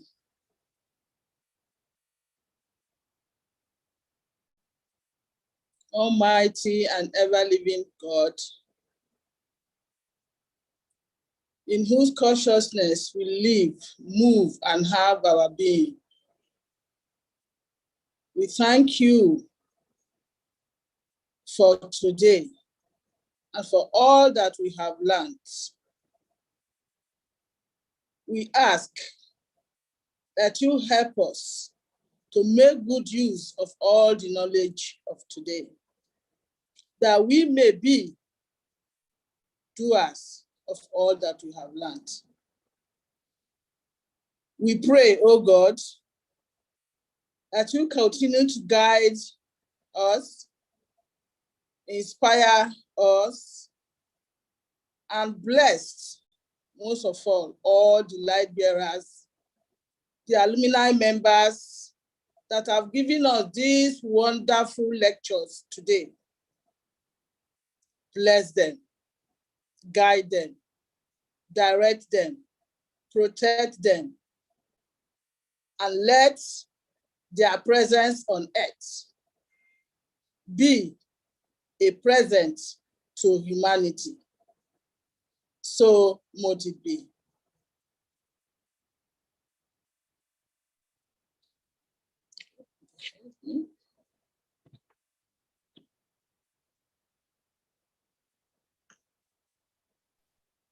So mote it be. What's hearing? So much it be.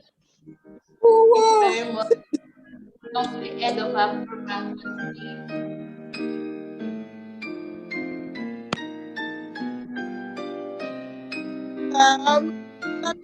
to you.